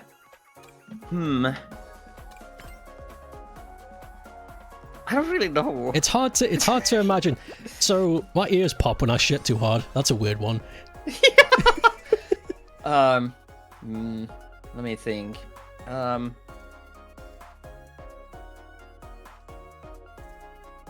mean, I know what causes it. If I blow my nose too hard, my ears can get like stuck or whatever the It saying gets is. stuck. Oh, do you like?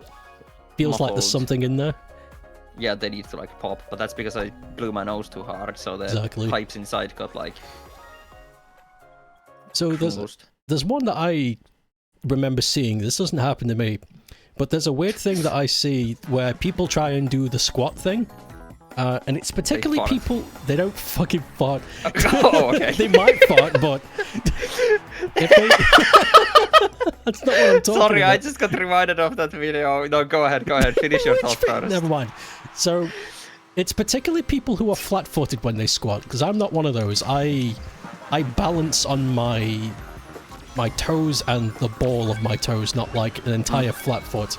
But it's particularly people who do flat-footed squats, where if they stand up, the knees kind of turn inside when they stand up, and I'm like, oh wow, it's the weirdest fucking thing. It's something I never noticed until I started watching lots of videos. I was like, what the fuck is that? I am flat-footed. I should pay attention and see if my knees Do are a squat and put your hands on your knees and just feel how your knees bend. It's the strangest thing. Very interesting. I think it might have something to do with the Achilles tendon. I'm not sure. Maybe. That also reminded me of something that I have, is that my knees pop, like the fucking gas bubbles in the fucking joints or whatever they're called. Like if I squat down after not squatting, the sound is so loud. Sometimes they go like and sometimes my fucking sister is like, holy shit, I heard that. It's like, oh my god, the cats look up like, what the fuck? Yeah, sometimes it's that loud. That's amazing. Sometimes my joints pop, but they've never been like that. Yeah, only my knees do that too.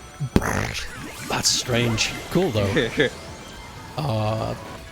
There's a weird thing that I can do that I'm not sure is healthy, but it fixes itself.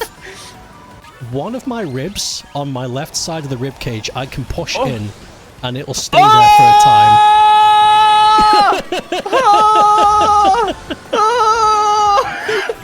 Holy shit! Oh! Oh! It's the weirdest thing. It's not even painful for me. It's just odd. Oh! Bone zone, yeah, exactly. Oh! Holy shit, that's crazy. Yeah. I've always been able to do it. It was like a week ago, my mother was reading me about the fucking eye surgery. I forget what it's called in English, like the thing that some old people get where you start losing sight in your eye. Cataracts. Yes, and you gotta go to the surgery and get it fixed. And the surgery only lasts like 10 minutes, but my mother was reading like the procedure to me, and I got so fucking queasy from it. I had to lie down. I lost feeling on my toes and my hands and my face, and my fucking breath got fast, and oh my god, I was passed out from just listening to the procedure. It doesn't even hurt. You feel nothing, but just the idea of not being put to sleep during that operation makes me die. You have to be awake for it. That scares the shit out of me. Oh, fuck. Here's a cool thing about the cataracts thing, though. Not related to the surgery. This is just a weird phenomenon that happens. Happens to all people. We won! We actually did win this time, you're right! For your weird thing. We got top score. So, here's the weird phenomenon that happens with all people who get cataract surgery, and they can't work out why yet. There's actually big money for the scientists who can figure this shit out. Yeah. So, human eyes, we have... Typically, if you're born with all of them, you have 3 cones that split the rays of light so that you can see color. Some people are born with less, that's how you get colorblind people. When you have cataracts, your eyes go into a strange panic where they develop an extra cone, which is usually an extra red or an extra blue or an extra green. It doesn't really matter which one. So that you're able to see slightly better even though you will become blind. But when the cataracts are removed, which is not supposed to happen in nature, these people will now see a new spectrum. So, and if you want to know what that looks like, look up Vincent van Gogh's paintings. He had cataract surgery, and shortly after he started to be an artist. Oh, that is very cool. I think I've heard about that. So all of his paintings that are all fucking swishy, swashy, swirly with mad colours everywhere, I truly believe that's what he could see. Yeah, especially because that surgery was like back in the day. Yeah. So it wasn't the modern, clean one. It was like old, dirty one. Yeah, exactly. That is very curious indeed. But it happens to everybody. Like, all people who get the surgery after they've had it for such a time, they do see the world slightly differently. I don't think they see more colours. They just see more of them in weird places like the sky. Yeah. Oh, Pac-Man, finally. Pac-Massa. Pep says, I immediately gag if I eat almost anything that's both sour and sweet, or if it has a gelatinous gesture. Does that count? It's a gag reflex. I guess it counts. I'm the same with gelatin stuff. I'm not a big fan if it's like slimy or something like that. But sweet and sour, I gotta be honest, that's one of my favourite flavour combinations. I love sweet and sour food. Hell yeah. Those, Yeah. Sorry. Oh my god, my throat is dying. It's that sound I made earlier. The sound you made earlier? Oh? Yeah, the long sound. The long sound. The long oh! one. I completely forgot about that already. The long sound by Ramani. You wouldn't count that. People also theorized that Van Gogh painted like that because he had lead poisoning. Oh yeah, that's true.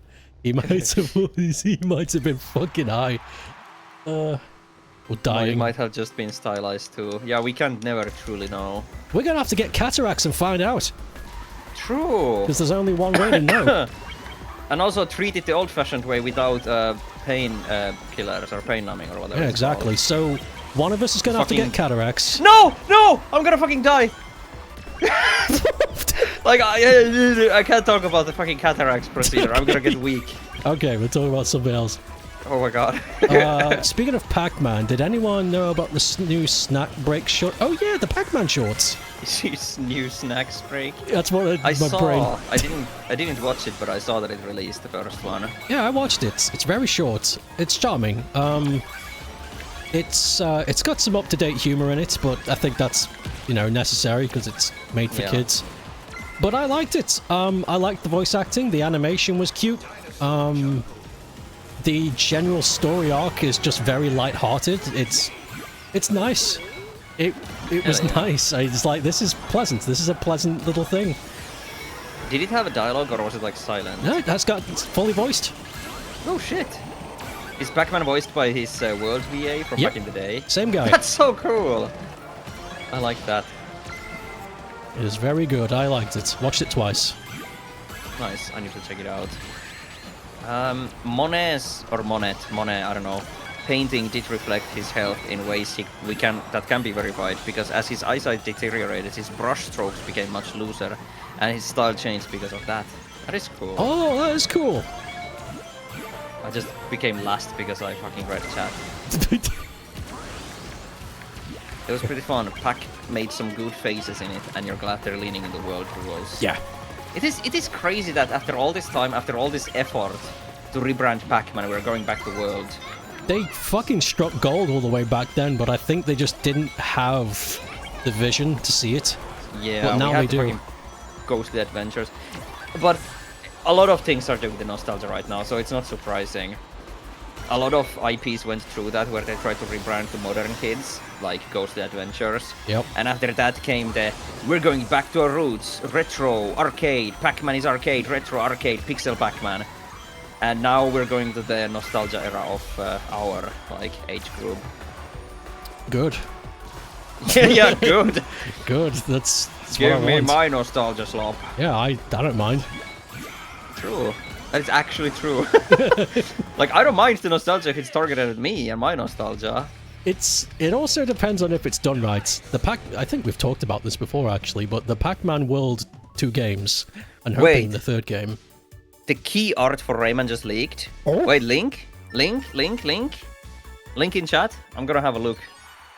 The Millennial Nostalgia Wave is interesting because unlike Gen Nostalgia, we don't have money to sustain this. True. I'm gonna look at BlueSky and see if I can find the key art. I think that'll give us like a better look at Rayman's face as well. Oh, there we go. Oh my god! What the? Okay, I'm gonna show this to you and then show it on stream. Okie dokie. This looks worse than the combat fatigue skin. Combat fatigues. That's exactly. Okay, it looks hecking interesting though. I'm gonna show it on stream. I'm gonna put it for you there, and then I'm gonna show it on stream for you guys. Yeah. So yeah, this is a leak. I'm not leaking this first. Okay, first things first, of course. Rayman's design. I mean, it's Rayman. The separated eyes, whatever. Murphy has gums. They, yeah. They look like Origins Legends designs, but in 3D. Morphe looks horrible. Yep. They are definitely going for that realistic style. Look at this woman on the right. It's just a real woman. Look, it's just a real woman. Is that Petila, bro? If that's okay. Oh my god, I don't know what to think right now. Let's use our own advice from earlier and take a step back and breathe on it. No, I'm gonna set fire to something. I'm just gonna look at it and point things out. So the leaks were saying that Mr. Dark would be the main villain, and that does look kind of like Mr. Dark up there, maybe, possibly. It could be. And yeah, they're definitely going for the realistic vibe. Look at the dragon at the bottom. Like cartoon characters in realistic environments, or whatever it would be like named. That's Betilla. That's crazy. I don't like that Batilla's just a regular ass woman. She needs to be very creatured. Very interesting. I need to let this what's the word? Ruminate? Yeah, ruminate. I guess so. I need to let this like... You know what? You're right. I have plenty of time because I'll be talking about this on Tuesday when I stream my reaction. Tuesday. No, you're right. We should let this sit in our brain because the first reaction is always going to be visceral, and that's by design. We're meant to be... That's survival. It's like, that isn't normal, run! That's not Mr. Dark? How do you know? That's Mr. Fart. The leaks that I saw said that Mr. Dark would be the villain. Also, maybe these Mr. Dark guys is not the main villain. I just had a thought. I mean... The promo art is... hyper detailed. Sorry. I forgot to mute my blow. Holy shit. Made me jump. The art we're seeing there is deliberately meant to be a high-res detailed. The game itself might not look like that. And also, that is true. These guys will be in motion. They won't be just staring at us. Might be better in motion. There was another game I played recently where on their own, when they're just still characters, they looked fucking gross, but when the game was moving, it wasn't so bad. It was the fucking Snow Bros game, wasn't it? That was it, the Snow Bros game! yeah, the new one. Or the, I don't remember, but yeah, I think it was Snow Bros, because I remember thinking that too. God, that Snow Bros game.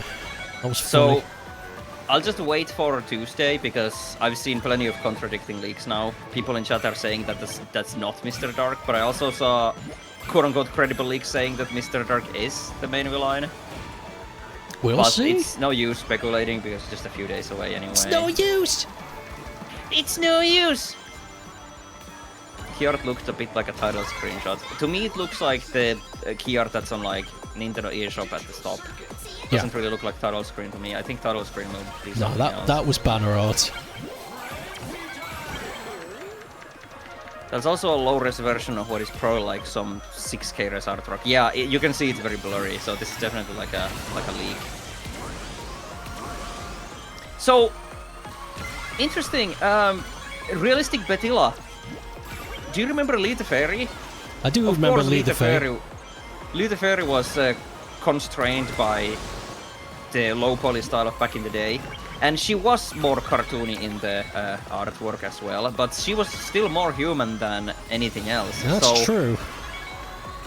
Thinking about it right now, it's not a horrible idea to have a more of a realistic fantasy environment, something like Rayman 3, with like cartoon creatures within, kinda. And like Betilla being like this Mother Earth figure is not too crazy to me. No, you're right. No, you're right. The initial shock is definitely something, No, and it's- I want to see how it's implemented. But Rayman series has always had weird shit in it, so this like Yeah, clash exactly. of art styles or designs, however you want to put it, it's not that crazy to me. No, it isn't. Especially if Betty lies like Mother Earth, Mother Nature. I think it's because I'm still fucking... My brain is still set in the mid-2000s where it's Rayman 1, 2, 3. Yeah, bro, that's the problem with us old heads. Yeah. When I think of Rayman, I only think of 1, 2, and 3, even though the series has existed longer as Origins and Legends. Yeah, exactly. We're finally post-sexy Betty La era. Bro, did you see this woman in this picture? What do you mean? I'm sorry, but that's still sexy Betty La. No, I know what you mean, though. I know what you mean, though. She looks, how do I put it? She looks inquisitive. Mm-hmm. Mother vibes. Mother Nature. Mother vibes. Sorry. No, don't apologize. I'm sorry. You once drew fan art of a realistic Betty La the fairy, who was a giant like great fairy. This is hilarious. Oh yeah, I think I remember that. This is a crazy theory, but what if they have different art styles for different Legends worlds? Crazy. Ooh. Imagine. We got some Kingdom Hearts style shit going on. Maybe. We go to Rayman 1 world and everyone's an oiky bloiky. Post overtly sexy Betty La. Yeah, I was never a fan of the nymph designs in Origins and Yeah, Legends, the bubble ladies. which might sound weird considering what sort of art I draw now, but still, it's the faces that I don't like for them. Yeah. Yeah.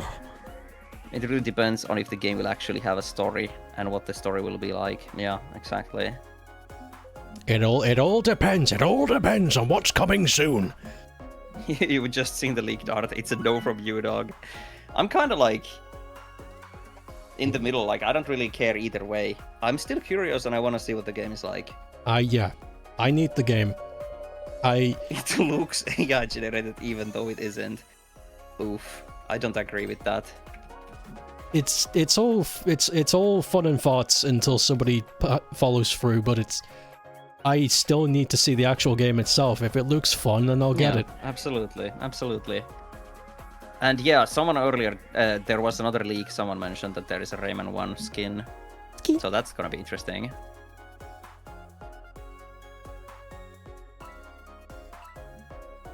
Bling, bling. Talking about fairies and cool fucking fantasy worlds and shit just keeps making me think about Dark Crystal. Yeah, we've been watching Dark Crystal recently. Stoke has been showing me the Netflix TV show, and it's so fucking good, guys. I said this before and I say it again. I think the Dark Crystal has my favorite high fantasy, like, world building lore setting. Like the fucking Gelflings and the Podlings and the Skeksis. The world building is my favorite high fantasy setting. It even trumps Lord of the Rings for me. Mm-hmm. Mm-hmm. I keep trying to tell people this, but they just go, "Shut up, fool!" And I'm like, please, watch the puppets.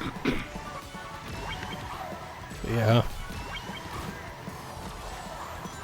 it's good shit. Yeah.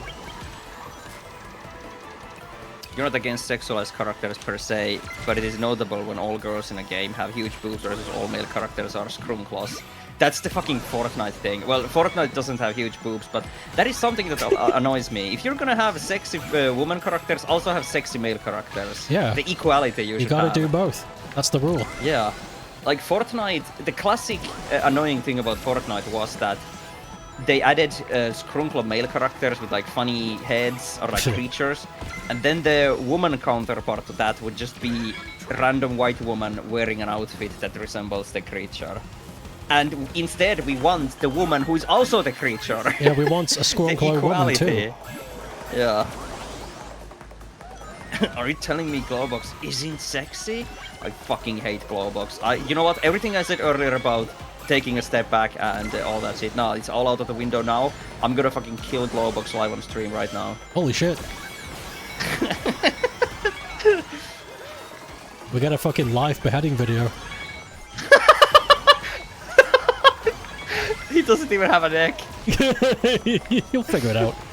It's funny.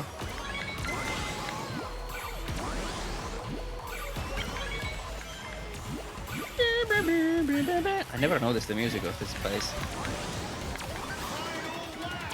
What? There's a work you could bring up that falls into Pep's description, but you know it would cause a huge uproar. Game oververse! Game oververse! Game oververse! Can you defeat Rayman though? You can put Rayman's head in a cage. Oh, and that counts as beheading. That is actually a really fucking fun idea. They capture him, just put his head in the cage and just separate it. And he's just like, I can't do shit now. Yeah. I can't see, so my body's just flailing. That's a fun idea for a comic. That would make for a fun game. The problem is you wouldn't play as Rayman, but... Oh god! Shit, do you remember? I don't know if you remember, but years back when I was a child, I made a very stinky prototype for a Lemmings type game called Electoons, where it's like Lemmings, but they're Electoons, and it uses like Rayman graphics and whatnot. But like, if I were to remake that fan game idea, that would actually be a cool story. Rayman gets captured so that all of his body parts are in a separate cage, and you must traverse through the lands to like free his body parts, and then in the end, Rayman is complete again and he saves the world, but the Electoon saved him. I like that! That is a really fun idea. I like that, that's such a lovely idea for a game. You play as the little boinkies, and they all work together. Yeah. Hopefully there won't be too much Kazu and Peace sounds. Yeah. Peace sounds? It has just one episode, but already, so it's not fair. Oh wait, sorry. You don't know anything about Game Overs other than the main character Catgirl, so you will not judge, because the context is always important. And it just has one episode already, so it's not fair to judge its design language as a whole yet. That's fair, that's fair. I haven't watched it myself either. I was being hyperbolic earlier, because that's the discussion I've seen around the pilot. I'm not interested in the pilot myself. I've only heard people talk about it. I know nothing about it. Yeah. The only glitch show that I'm interested in currently is Knights of Guinevere, and I'm waiting for that to happen. Knights of Guinea! Oh, I'm planning to... Knights of Guinea. I'm planning to, once digital fucking... What's it called? Circus is done. Digital, you know... Digital log. Digital style! Sorry. Digital dancing? Hey, this is fun! Hey, this is fun! Once that's done, I'm gonna marathon that. Yeah, I think so too. Just to see what it's all about. Exactly, yeah, just to see it and be like, okay, I get it. And then just move on with my life. Are we sure the Legends key art isn't AI generated? Okay, if you want my honest opinion on this, I believe the art that I showed earlier is not AI generated. It is very low res. It could have been upscaled. I didn't look close enough to see telltale signs. It's Ubisoft, it would be possible. But even then, I think they would get an actual artist to do that key art. I think they would too. Take on it. You gotta also recognize the situation that Ubisoft is in right now. I feel like they can't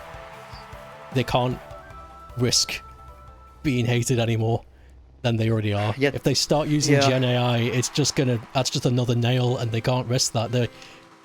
They are so fucked right now. They already do internally, but they keep it under the covers because it has a bad press. Exactly. Every big corporation does it, but I haven't been following the news, so I don't know if there was a scandal where Ubisoft like has used Gen AI for like a video game store assets or something. I don't know if that has happened, but yeah. Oh, we'll see. I am certain though that they have used generative AI for concept art, which is a huge shame always, because that's the strangest idea to me. Because you don't. Yeah, it's so insane because the whole idea of concept art to like hash out these ideas and see what you can come up with and like what sticks and what doesn't. Yeah. So just making the robot generate it for you. You're not doing anything. It's so fucking brain dead. Yeah, you're not doing a damn thing. It's just the machine doing it. And you're going, okay, and that's it. That's what. Yeah. You're not doing anything. I was having a conversation with somebody about generative AI, not generative AI, just AI in general, of how the world's treating it, and I'm trying my best to understand if there's any application at all that we could use for it, and I'm struggling. Well, there is a very important distinction here. because all AI isn't generative AI, No, but no. AI is used as like a buzzword these days. But you know that. I know that. But like, we're specifically talking about like the artists stealing slot creating machines I know and like that. ChatGPT and all that. I Like know those that, are yeah. pointless. That is pointless, but I think it's because I don't know, maybe it's because I'm getting old, or I'm a little bit old school. I just don't see why we need it at all. Because Well, the sad truth is that, like, of course, when we try to think of these reasons, we want it to make sense, and we want the reasons to be good. But the real reason is that these companies, the end goal they want is 0 employees, maximum income. Because if they don't have employees, they don't have to pay anyone. They can just make product and get infinite money out of it. That is the application they are getting out of this, and that's what they want. That's really dumb, though. Yeah, Don't they because see it's the not gonna work. No, it's not going to work. Don't they see the end goal? Not end goal. No, don't they see don't. the end game? No, they are fucking blind to it. That's really And they funny. keep pursuing it, and this loops back to the general AI bubble talk and how it will burst, and yada yada yada. But like, yeah. I think that's why I'm struggling, because I'm sitting here with a rational mind going, it's not going to work, and watching everyone push this giant boulder up the hill, going, you don't need to push the boulder up the hill. Stop. It's going to crush you. Yeah. Just let it fall. You'll get a new boulder. It's okay. Yeah, exactly. And like Pep said, AI has applications, but the like modern generative AI shit doesn't. AI has Okay. been used for decades in medical research and climate research, etc. And Gen AI like is being used to solve the problems of having to hire and pay people. Yeah, the quote-unquote problem of having to hire workers. There is no end game beyond getting your own money and scorching the earth. Yeah, that's the sad truth. Oh, that's stupid. Yeah. But the world is run by stupid people. Like, genuinely no sense. So it's no use trying to apply sense to it. It's Just no gotta hope use. it blows over. It won't. But that's just me. Hello, friendos. Hello. Hello. We're talking about How about a nicer nonsense. topic? Yeah, how about the nicer topic? I have a nicer topic.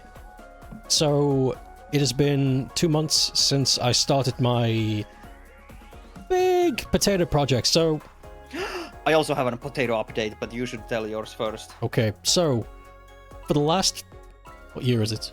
5 years. For the last 5 years, I have been growing my own produce as an experiment. And I started with potatoes and onions and carrots and all sorts of stuff. And I've gotten to the point now where I feel very confident where I can do it on a mass scale. So I did it, so I planted 26 plants this year, 2 years ago. And I've done it in the way that makes complete sense, agriculturally, geometry, and in the sense of how much you get out per how much you can put back in, so like the risk reward of it. And at the moment the plants are doing very, very well, and I think it's gotten past the point now where I don't need to worry anymore, which means when late July rolls around, they'll be ready to harvest. But here's the cool thing about these potatoes: they don't go bad if you leave them in the soil, even if it goes cold. And with 26 plants, each one producing 1 kilogram of produce, I've got enough food to last me till next year. Self-sustaining potato farm. I've done it. I fucking did it. You fucking cracked it. I fucking did it. I fucking did. I'm prepping. I'm a fucking prepper now, right? Yeah. Yeah. No, but that is genuinely so cool, though. Only took 5 years. You're gonna be shitting for days. Yep. Because potato makes you shit. It sure does. It's good for the feet, I think. I'm not sure. What about I remember your... that tidbit. I'm gonna tell this story first. Go ahead. I remember that tidbit from back in the day, like history class or something.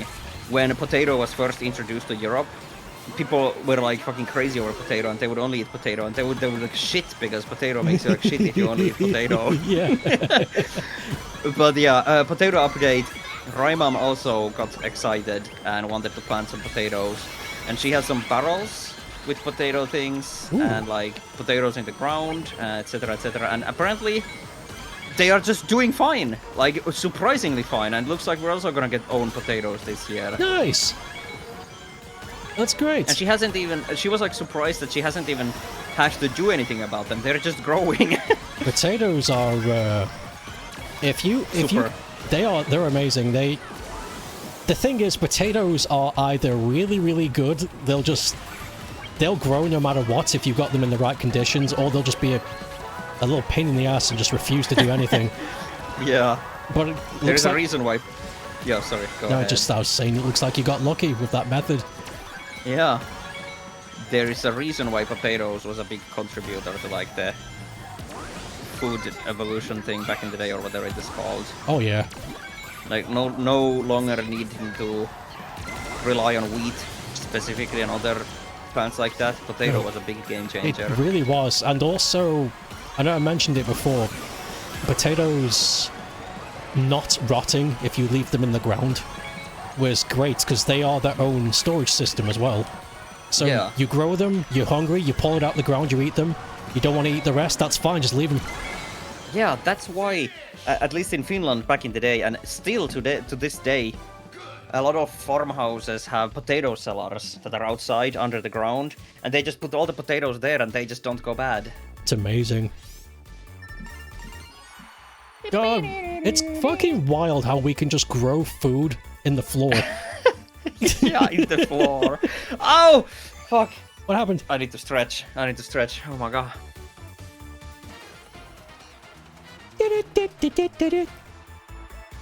Ah! That normal? Oh my god.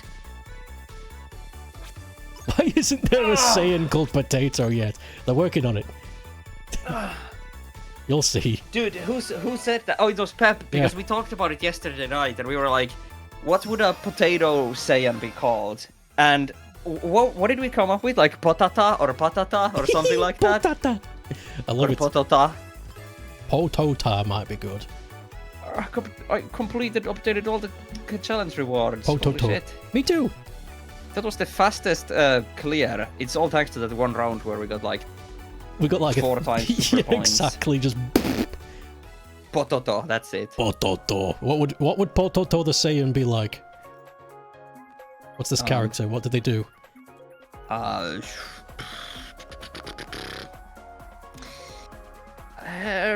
big lad. He's a big lad, Gov. Okay. Yeah. Oh no, elderly master. No. No.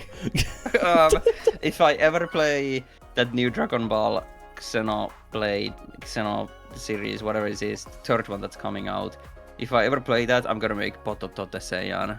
Amazing. No, I won't. I'm gonna make a fucking Majin Buu girl again. Make your mind up. But Potato is cool. Potato. Did Saiyans have chefs? Or did they just eat raw meat? I guess they had chefs in the way that they could prepare food. Yeah. And I guess that's True, a chef. Oh yeah, Gine worked in food. She processed the Bardock's meats, but yeah. Is that a chef? She processed the meats and makes the food, but what constitutes as a chef? Is it just somebody who makes food for everyone? I don't know. You don't think they have much of a cuisine culture, that's the thing. Yeah. We have witnessed multiple times Saiyans eating raw meat too, so they can genuinely just eat anything. Yeah, I think Saiyans don't get food poisoning. I think they can just eat anything as long as it's edible. Yeah. They could eat a raw potato if they wanted to, it doesn't matter. Asparagus. That's one of the reasons why they like Earth, because they have the cuisine. It's like Verus. Yeah, exactly. It's like, holy shit. Earth because of the food. That is a good reason to keep us around. We make yummy treats. Yeah. Does Stoke want a banana? Yeah. I'm actually very hungry. Good thing I ate some pastries before the stream. I ate before stream too, but I'm still hungry. I'm a hungry man. I'm a hungry with man. A hungry plan. Somebody mentioned Mia and the Tower of something earlier on, that indie game. Oh, Mina the Hollower, the mouse game. Yeah, it's by yeah. the Shovel Knight devs. Yeah, yeah. I don't have anything to say about that, I just brought it up because... Yeah. I'm not interested in it personally, Okay. but it looks fine. It looks fine. I like the character. It's It cute. just doesn't look like the kind of game I would play.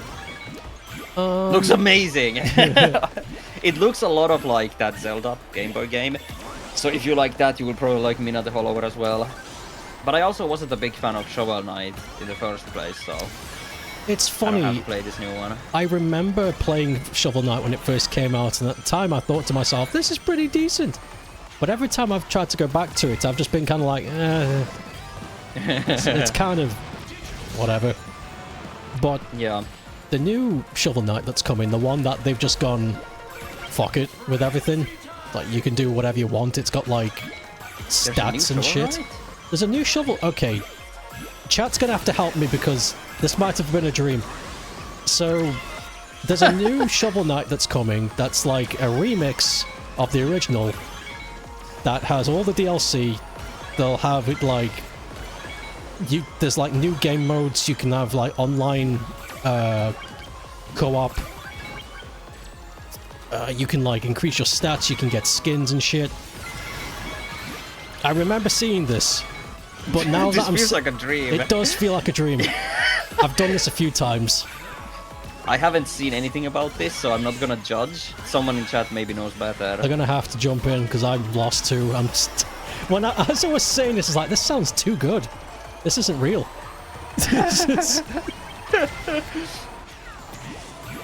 What Stoke refers to is Shovel of Hope DX, which aims to give everything that previous console version did. Multiple playable characters, Street Pass exclusive mode, and people speculate maybe the guest characters too. Okay, so it is real. Okay, it's real. Thank God. That's cool. Thank That's you. cool. I'd be worried for a second. Yeah. Fuck. That doesn't help the other ones though. They still... Oh, damn. Oh my God. You hope it does well because Yacht Club apparently has been struggling. Yeah. It's like every fucking successful indie studio has been struggling, which is understandable. It is but understandable. It's a shame. It's understandable, it's a shame, but it's also... I hate saying this because it's like it's so easy to fall into this trap when you're successful. You've got money to spend. You hire someone on who tells you, oh, if you've got an expenditure of dividends and higher growth, so if you expand and do this more, you'll be able to make more money and you can hire on more people and blah blah blah. And it's like... It's the expansion trap. Every fucking time, and it's like, guys, you just made... I hate saying this because it sounds insulting, but it's... You are game developers that made a good game, and you sold it and it made money. But you don't know how to run a business. Yeah, kinda. I feel like that has happened more times than not when a small game gets big. I'm not gonna claim they don't know how to run a business, but definitely they expanded to a lot of directions at once, which is always not a good thing. It's not a good idea. You should... So there's It's gambling. Either it works or it doesn't. There is a rule in business that works quite well, and it's... Have you ever heard of the Loyal 1000 law? No, I haven't. So in business, if you can amass a sustainable customer service of 1,000 purchases for each product, then you are self-sustaining. It doesn't mean you're not going to be big, you're not going to be net worthy, you're not going to be global, but you will be able to survive. And that is so fucking true. And that's it. That's all you need. So when people say like, oh, I've only sold 1,000 copies of the thing, and I'm just sitting there like, dude, you made it. Yeah, You've done it. That is so true, and many more. I wish many more people and companies and corporations realize that instead of trying to go for the infinite growth, which is a lie, yeah, they should just focus on what they have because they can. That's like make do with that. Here's the fallacy of the growth thing too. It's like you had no money, and it was just you dweebs making a cool ass game, and you made a cool ass game on a budget of minus. Why can't you do that again? Then you'll make more money. Yeah. You Another company. Yeah. Sorry. No. Ugh, just getting angry at dumb decisions. Yeah, but another company that fell in this trap, which is a big shame for me personally because I love their games, was the developers of the SteamWorld series. You know, SteamWorld Dig, SteamWorld Dig 2, SteamWorld Heist, SteamWorld Heist 2. They suddenly, because one of their games did really well, they fucking blew up into every direction. They had many games under their belts and like, holy shit, we're working on so many projects, we're expanding into every direction possible. And then they released the SteamWorld City Builder and it doesn't do well and they're like, oh, we're fucked. And they have to scale back, they have to fire people, they have to cancel all their projects and like focus on the small things again. I don't know. I just don't get it. Maybe it's because I just got a different mind, I guess. Because I genuinely think it is just like, I don't think they're even consciously thinking about it. I think it's just the allure of the possibility of getting way more money. So they feel like, well, now it's our chance. You're never going to make more money. Grow and get more money.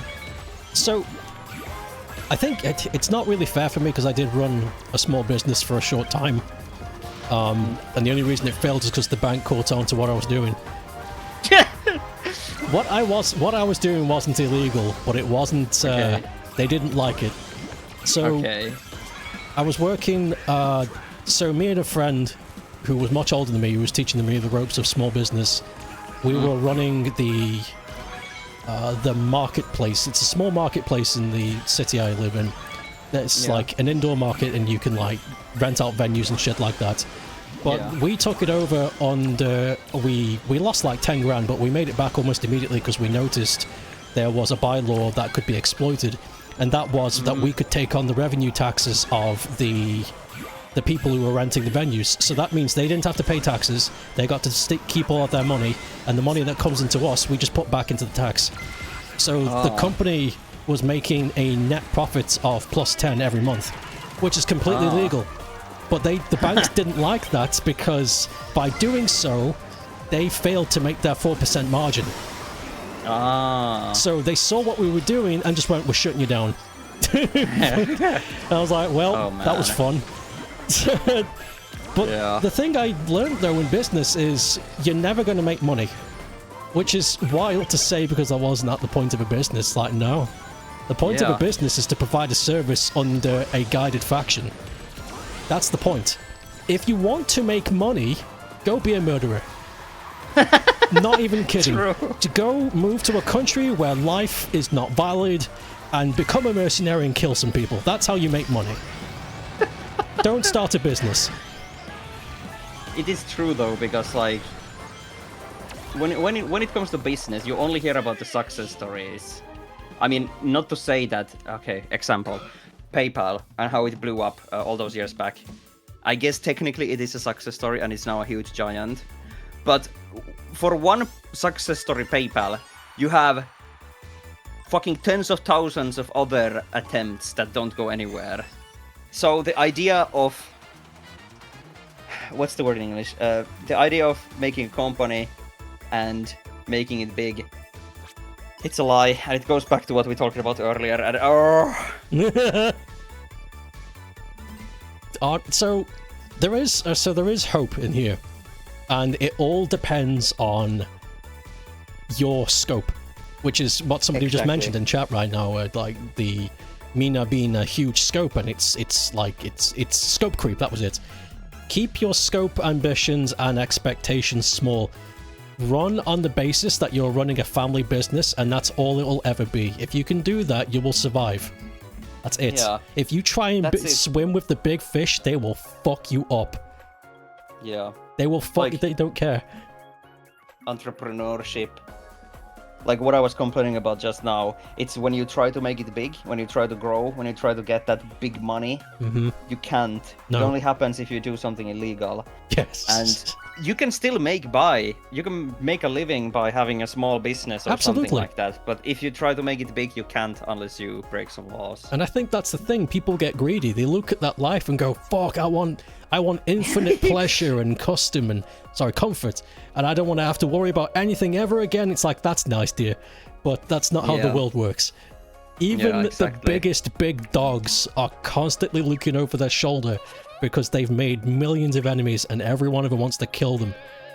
Yeah. They're not happy either. So... And then they will cash out and leave the ship drowning and they will leave with all the money.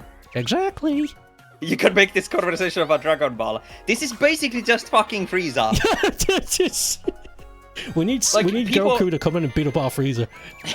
People always be like, "Oh, Frieza, Space Hitler, yada yada yada," but they forget that Frieza is an entrepreneur. Frieza is based on and parodies those fucking like lone entrepreneur sharks from Japan. Yes, he's not an evil overlord. He's an entrepreneur.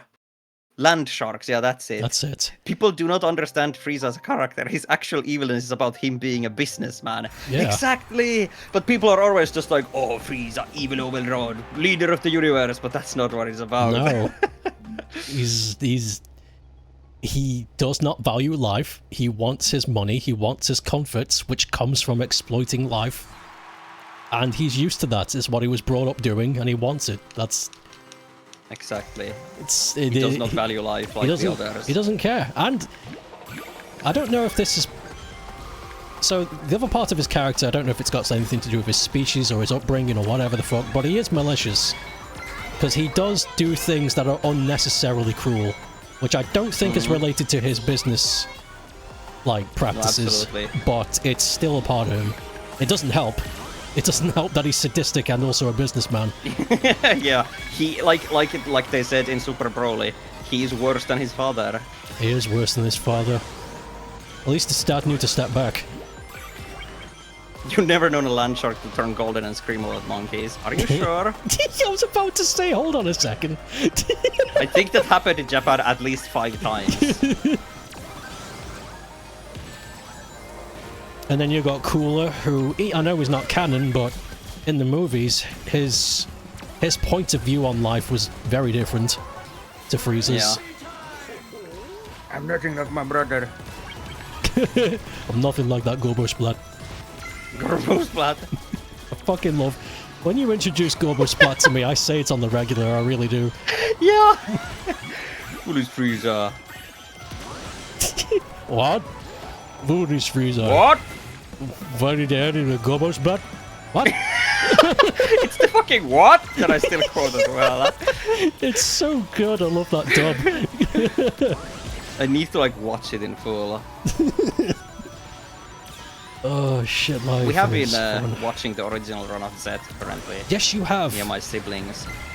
We are having a pause right now since the Namek saga ended, Yeah. and like talking about misunderstanding characters. Like holy shit, the original anime with all its fillers completely butchers some of the characters and what they're meant to be. Yep. So I'm not surprised. I'm not surprised why so many people grew up to think these characters are something else than they actually are, because they grew up with that version of the anime. Yeah, it's strange, isn't it? It's very, very strange. Like, Gohan is an eternal point of discussion amongst the fans, because the original anime run completely ruins Gohan's characters and makes him into, like, weird. It does make him weird. It's crazy. It's like a tug of war. I use this comparison when describing it. So the anime, it has like filler scenes and real scenes intertwined with one another. So 1 second it's a real scene and the other second it's a filler scene. So it feels like Gohan has fucking 2 personalities within him fighting against each other. So when the scene changes and it's filler Gohan, he suddenly acts completely different. And it's fucking crazy. Like these anime creators had no idea what Gohan was like. Oh my god, it's crazy. Inside Gohan, there are 2 wolves. Which one do I feed? Neither of them. Yeah. That's the trap.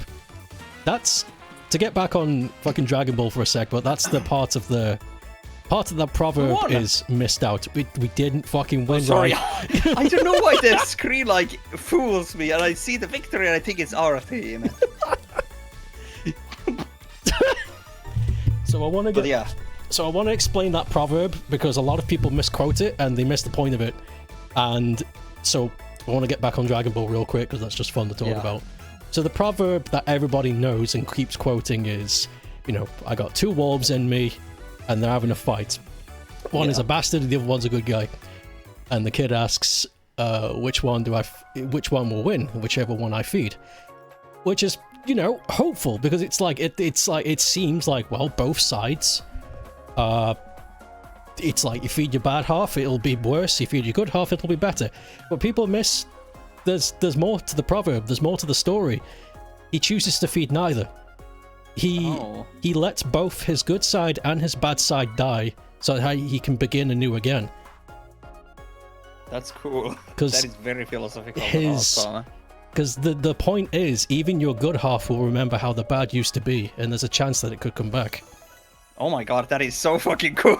See, that's so much better. I've never heard this. Like, I never heard this extended version. So that is the OG one. People only get halfway, and I'm like, there's way more to it than that.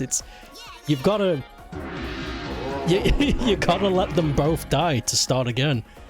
That part about the good part, remembering the evil's existence, is so fucking cool. That could make for the basis of a lore for a whole ass game. Mm-hmm. I know, right? Ain't it fucking cool? Just fucking cool. Like, fuck. Okay. There's this indie game. Grapple Dog, where you play as this yellow dog in blue overalls who uses a grappling gun. Oh yeah, I know it. Yeah, and it had a sequel, and it's a really fucking good series. And the sequel had an awesome story. The first one did too, but the sequel even more. So I'm gonna spoil it right now, if that's okay. Hold on, yo. Thank you for the subscribe. Also, 69 months. What is happening? This, I guess this is the 69th month time of year, I guess. Thank you. Okay, Peppy's throwing away her headphones. I'm gonna explain it quickly. Okay, let's go. That story has similar things. In that story, there are two, like, old people that fight each other over something very minor, and the only solution is to not pick a side with either of them, but instead kill both of them and start anew. Because they hold, like, grudge against each other, and even if the other one wins, the other one would remain, and, like, even though they're portrayed as the other one is good, the other one is evil, they're both evil in the end. Yeah. So that just reminded me of that. I'm gonna put in chat that it's over now. Yeah. Okay, I like that. Yeah, that's very similar. Okay, yeah. Let's not talk about Grapple Dog anymore. No. Let's get back to Dragon Ball. Yes. So, another character that's completely ruined is Goku himself, which is fucking crazy. During the Namek saga, when he goes Super Saiyan, he has these fucking crazy Captain America speeches about, I am the light in the darkness, I'm the hope of everyone who's been like, that is like, what the hell is bro talking about? Super Saiyan is not some superhero. I remember that. Fuck, it's so weird. It's so insane. And that also explains why some people grew up with that and think that Saiyans are like heroes or something. No. It's so crazy how Toriyama had a very distinct idea for Dragon Ball, and anyone else who touched Dragon Ball had a completely different idea.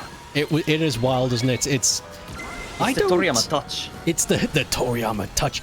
It's strange to me how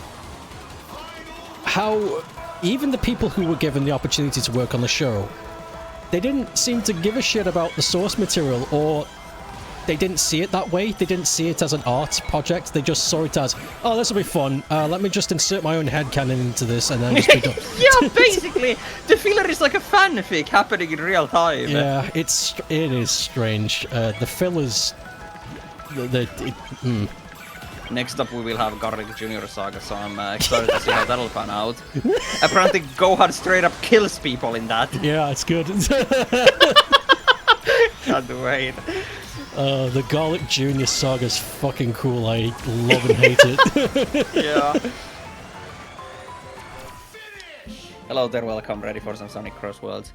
Toriyama didn't want to write characters who are heroes, but he also gave all of his villains something small to make them less scary, or a little funny, or a little endearing. Yeah, that's so true. True. That is so true. Goku was never a hero. No. He never cared about that, and his motive, despite loving his friends and Earth, of course he doesn't want to see Earth get blown up, but his main motives were never heroism. He always wanted to get better himself and, like, fight strong guys. And that was it. That's one of the things, like, I remember when Super started, people didn't like Super's characterization of Goku because he wasn't so heroic. But that's the original Goku. No, that's how he is. Yeah, that's the real Goku. And I think that's why I liked Super when everyone was saying it was shit. Like, what's wrong? Everyone's acting like they should be. Gohan is more traditional. Gohan and Trunks. Yeah. I think both are the archetypical traditional heroic. Trunks. Yeah, Gohan. I think Trunks being the more tragic hero. Yeah. And Gohan has the regular, like, classic do good deeds thing going on. Fucking love Trunks. The old US dub made Goku a lot more straightforward heroic. Yeah, exactly. Exactly. And more serious, too. Yeah. Yeah, he was more serious. Which is weird because I got kicked out of the lobby. Oh no! Wait, can I leave? Oh fuck, I can't. Oh fuck, that's okay. I'll play the match and return to the lobby. Remind me after. Oh yes. We're going to the Minecraft world. It's so ass that you... I mean, it makes sense that you can't leave the lobby. Yeah, they did what they could with what they have. Yeah, thanks for the tip. Oh god. It's 2 layers of weirdness because the original Japanese version of Z already changed Goku's personality, and then the US dub changed it even more. Yeah. Because we can't forget that the filler was there even in Japan, and the English just made it even worse. True. You have Burger King flavored Pringles. Oh yeah, you fucking mentioned this to me, and I was lying in bed and I couldn't get to sleep. And I checked my phone, and all I see is I have Burger King Pringles, and I was like, I'm gonna look this up. It's like, what do you want me to do with this? I didn't reply. It's like I'm trying to sleep. Oh my god, they look horrible. I want to taste them. I don't think they will come to Finland though. The anime also had Frieza slaughter a lot of his own underlings, even though Toriyama only ever wrote like 2 instances of that. So people think that he's all about that. Yeah, like originally Frieza slaughters his minions only a couple of times and with proper reason. But in the anime, he's constantly killing off his minions, which is like, why would he kill off his own workforce like that? He wouldn't. It's so funny. He's a businessman, and he's I don't know, fucking...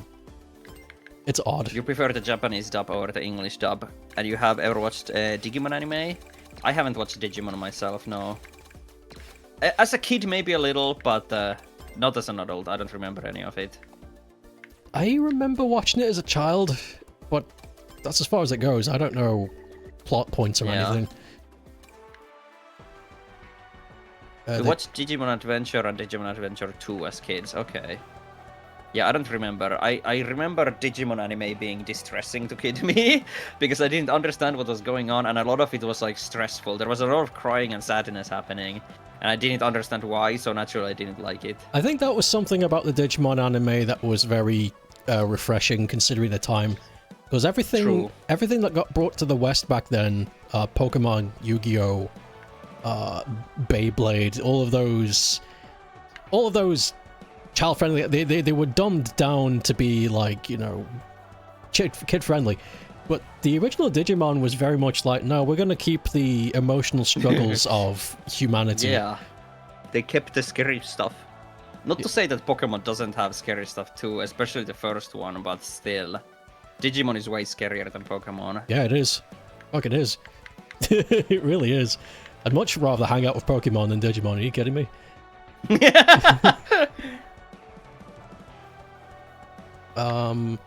They take... Whoop.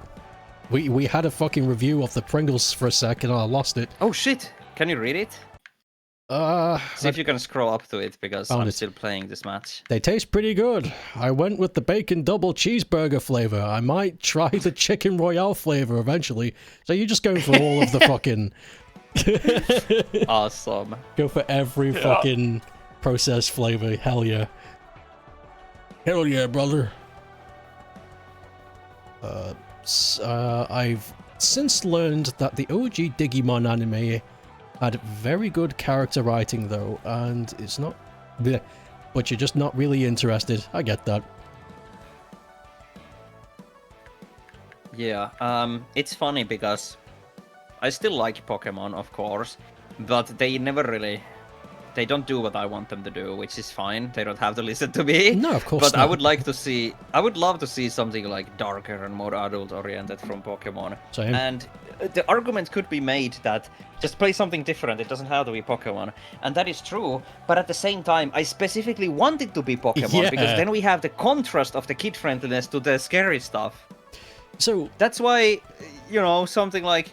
That's why those creepypastas of old cartoons having scary stuff is so successful, because it's the contrast. Yes. If it was just a new show made up to be scary, it wouldn't be nearly as good. no, because then It would has be to be the- Pokemon. It has to does. be Pokemon trainers dying and blood and shit. Dying Okay, I'm and coming blood. back to the lobby. So okay, so I can throw you some I guess more mature Pokemon stuff if you're still hungry for that shit. So do you remember Sure. Pokemon Generations anime that they made? Yeah, the short tidbits. The shorts. So that were, some like, of those events from the games. they did, and some of those I'll read shorts mine too as well. go fucking quite dark, I remember. So I don't know if you watched any of those, but some of them I did. Yes, years back I did watch them. So the original Pokemon manga is fucking nutso. Which manga? I know there's a few. The original, the OG, the first. Do you remember what it's called? I think it's just called Pokemon. Honestly, I don't Because think. I remember reading like Pokemon. No, Pep knows better which Pokemon manga we read, because we both read it and it was really good. But I don't think it's the one you're talking about. No, there's. But yeah. I swear the original manga. Oh wait, I think it might be Pokemon Adventures. Okay, Pokemon Adventure. So that one actually has a bunch of fucked up shit in it, especially in the early parts. The Pokemon die constantly. I remember one. It's one of the first fights where the character is confronted with the possibility of death, and I think there's an Arbok fighting something. Can't remember. I think it's a Scyther, and the Arbok just gets sliced in half and it dies. And you see Viscera and there's blood and shit, and it's just like, what the fuck? And the trainer's freaking out like, oh my god! And the other guy's like, bleh. And it's just like, okay, and but it keeps going. Like the more mature stuff just keeps climbing, which I think is fascinating. The same Arbok shows up later. It's weird. They took it to the Pokemon Center to be patched up. And they just sewed him together. There you go. Fixed. I think the closest we've ever gotten to a mature setting in Pokemon is the Colosseum games. Yes! Oh my god, I want to stream the first Colosseum so bad. I love day. Colosseum. It's so good because they don't sugarcoat it. They say exactly what happens. Like, yeah, we get the Pokemon, we torture the fuck out of them so they can become stronger, and then we use them to take over the world.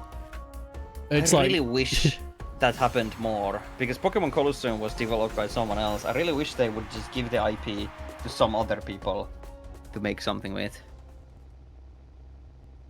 True. I think they did with the new Pokemon Snap. They gave that to Bandai. And they also made Pokken, but I know those are spin-offs. I know you're talking about like a traditional adventure. Yeah, exactly. Oh shit, I fell off. Yep, same. Fuck. Yeah, Pokemon Adventures is a really good manga, or at least it was up till Black and White 2. I really liked all of the freaking generations of that, and the characterizations of the main characters who normally didn't have, you know, personalities. Yeah. But yeah, like Pep said, it sadly fell off during the Black and White 2 era, because the release rate of the volumes was slow, and the characters, they finally did the thing where they're like at school, so it's like, ugh, so boring. So I just stopped reading it after, because I didn't care about the school drama. I think that's something a lot of... I mean, it's a safe bet. Again, we're talking about businesses making safe bets. It's a safe bet to make your manga anime story to be whatever / high school. Because it's very compelling, and kids are going to eat that up because they crave some kind of notoriety, structure, and solidarity with their favorite characters. It's like, oh, he goes to school too. It's like exactly. it's easy money. But it is also extremely boring for everybody else who doesn't fucking care about that. So, Yu-Gi-Oh! Fell into that trap. When Yu-Gi-Oh! Duel Monsters was done, which was the first iteration, GX was Yu-Gi-Oh! Academy, Yu-Gi-Oh! High School, which was fine. It was okay. I didn't mind it, but there was a lot of filler that was just, I don't fucking care about this. It's just kids being kids. Yeah. It's like half of the show really was just high school shit. And then when it actually got involved with the plot, then it was interesting, but it was... Whole school. Just I school. remember it being very silly. Whole school about card game. That's funny. It is card game high school. Let's fucking go. Hell yeah. Oh well. But yeah, yeah, the school shit. It's like you said, it's a very good template for structure and rules, etc., etc. It's relatable for kids. But as a fucking grown-up, I can't deal with fucking school shit anymore. No. And we already live. It's called society. It has its own rules and limitations, etc. So I much prefer those types of stories now instead of people going to school. Yeah. It's also more fun for me personally to trying to come up with like world building and story and lore for worlds that is not school. Yeah, same. I think a school setting can work. Oh yeah. If it's only used as a prop.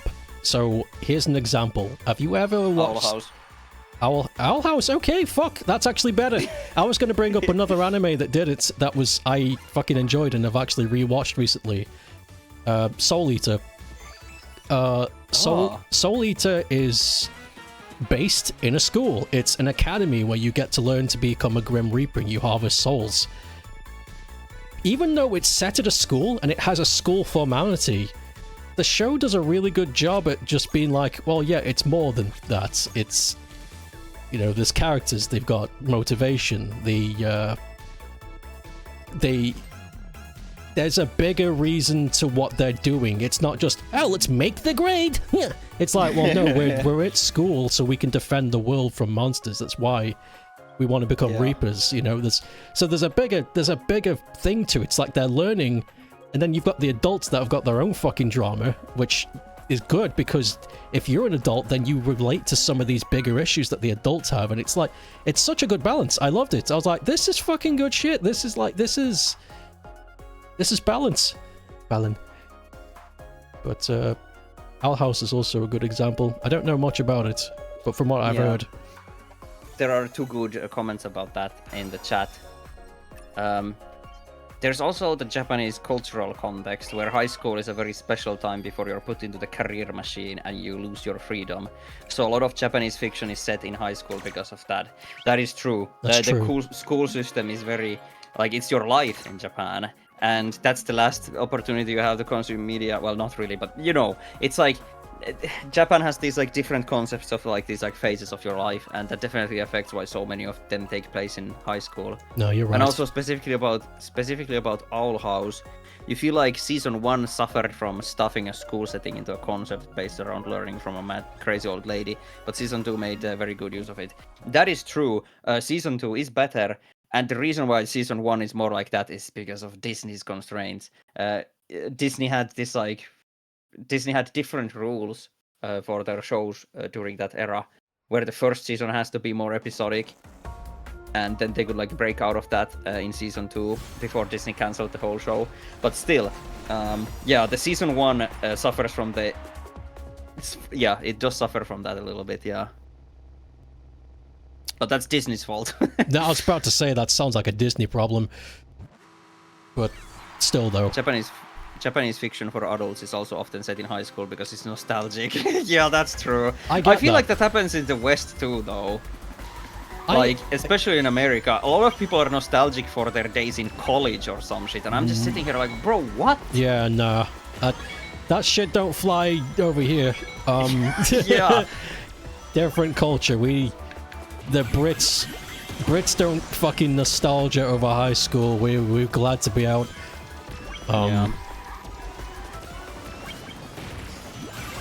fuck. Yes. That is very interesting to me, though, how different cultures can be nostalgic for some. For me, if it's like you get to relive high school, I'll be like, no, like that's my nightmare. Yeah, I had this nightmare yesterday. I'm not doing that. That's not good news. But for someone else in like Japan, say, they'll be like, okay, yeah, that would be a fun weekend. It's like, what? Yeah. It's like, how is that fun for you? Speaking of school nightmares, I have those semi-regularly, of course, like everyone does. But there's something interesting I've noticed about my school nightmares over the years. When I was a kid and like after school, etc., it was more about forgetting an assignment or something and stressing about going to class. But nowadays, my school nightmares are more about me as an adult forced to go back, and I throw a fucking tantrum. I'm like in the classroom and I'm like standing up and I start yelling like, I'm not fucking doing this shit. I have my papers. I have a proof. I did it. You can't hold me in here. And I start fucking breaking the classroom apart. It's like the school nightmare dreams have changed for me over the years, and now it's more rebellious than it was back in the day. Well, that's good. It's progress. Yeah. Oh, like, there's so many times where I'm like suddenly back in school, and then suddenly I become aware of the fact that I am my current age and everyone else is kids, and I'm like, what the fuck am I doing here? And I just leave. It's interesting. I don't get I've had high school nightmares like that, definitely, but I haven't had one like that in a while. My flavor of high school dreams has changed to become much more mysterious. So mysterious. That's awesome. I don't know how to explain this. I don't know what topic to give this, so I'll just say and see what you think. So, wait, hang on. Before you tell that, I want to read this chat message because it's related to the school thing. Okay. It's intel from a US citizen. In the US, adult life tends to be pretty solitary unless you go out of your way to not it to be.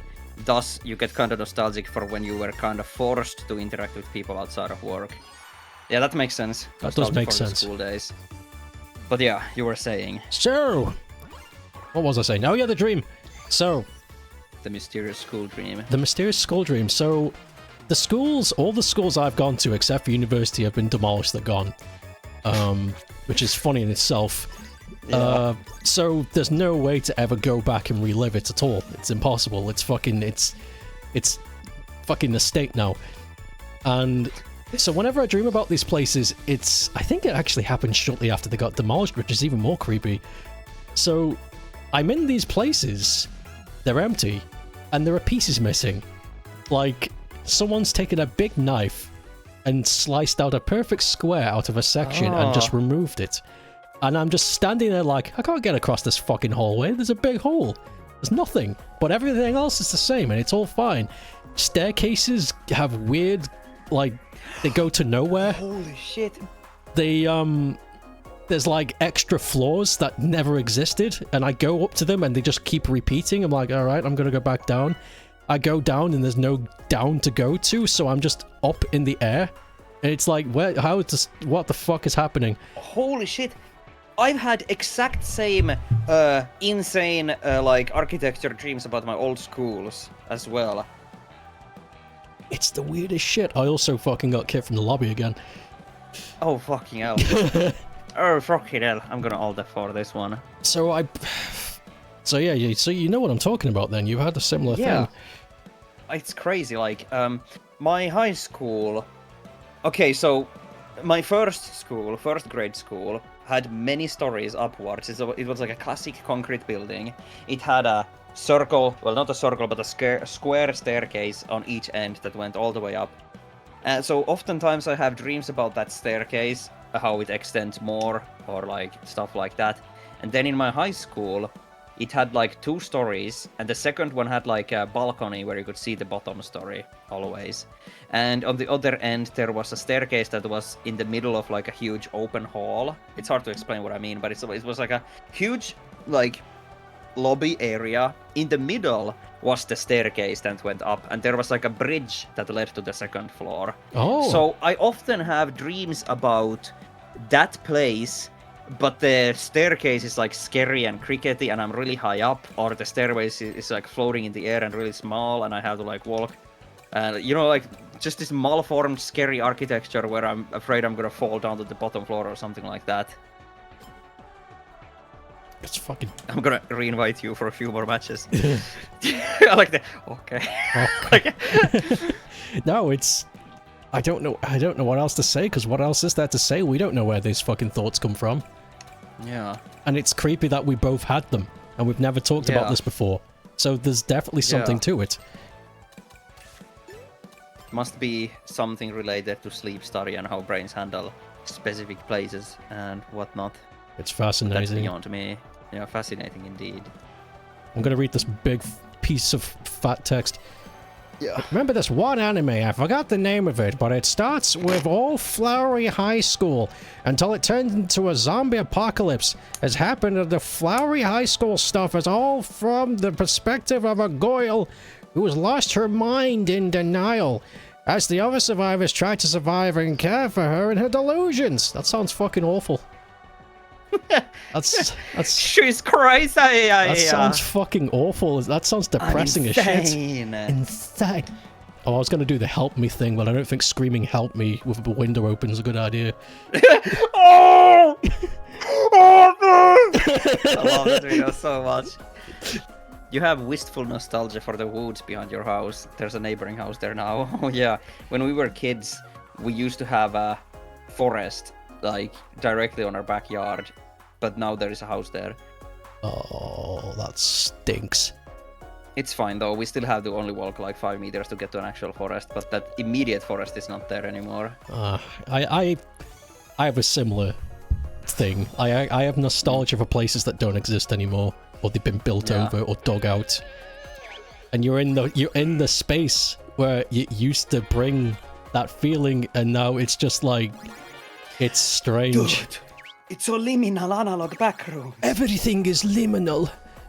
No, but it is cool how this modern generation has this. I mean, every generation has always had it, but it's like amplified by internet and the concept of the backrooms. Yes. How there's so many people like recreating nostalgic spaces in like Doom or Minecraft or Gmod or whatever the fuck.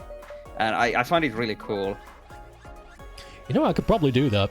Because that school's fucking gone now. So I bet I could recreate that school in Minecraft or something. That would be really cool. That'd be a fun stream. I recreate my school in Minecraft. It's like, why are you doing this? It's gone. That's why. Yeah. Luckily, well, quote-unquote luckily enough, all the schools that I've been to are still standing. And they're still being used as well.